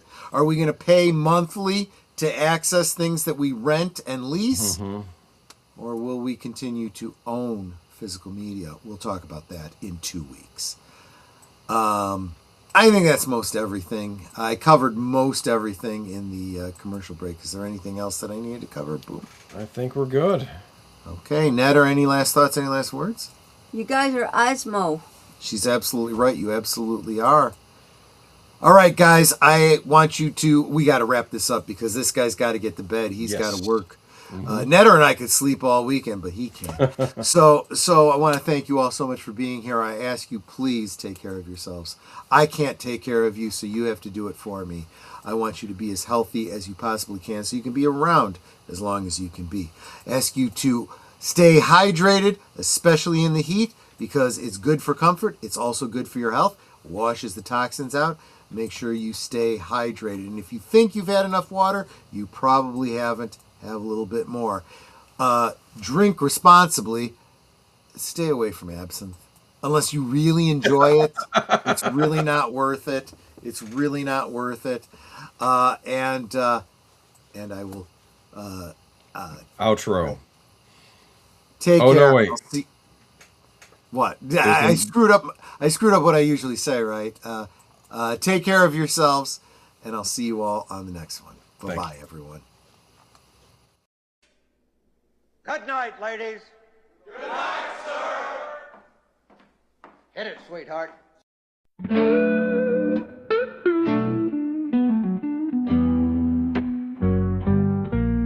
The neon lights are fading, closing time is near. Whispers in the corners, secrets shared sincere.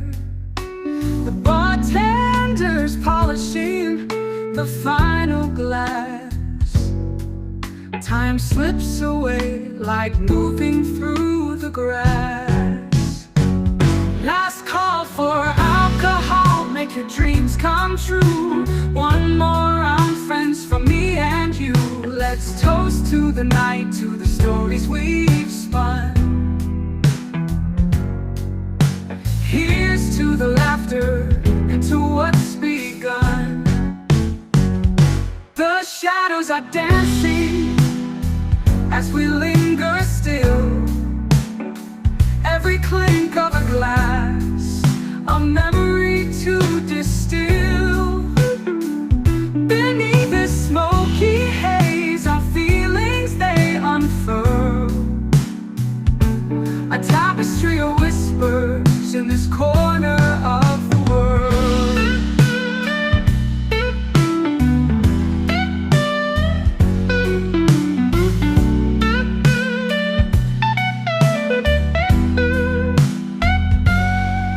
The jukebox serenades us with a final tune, crooning to the lonely and the lovers under the moon. With every soft note, the end draws ever near. But in this fleeting moment, there's nothing to fear. Last call for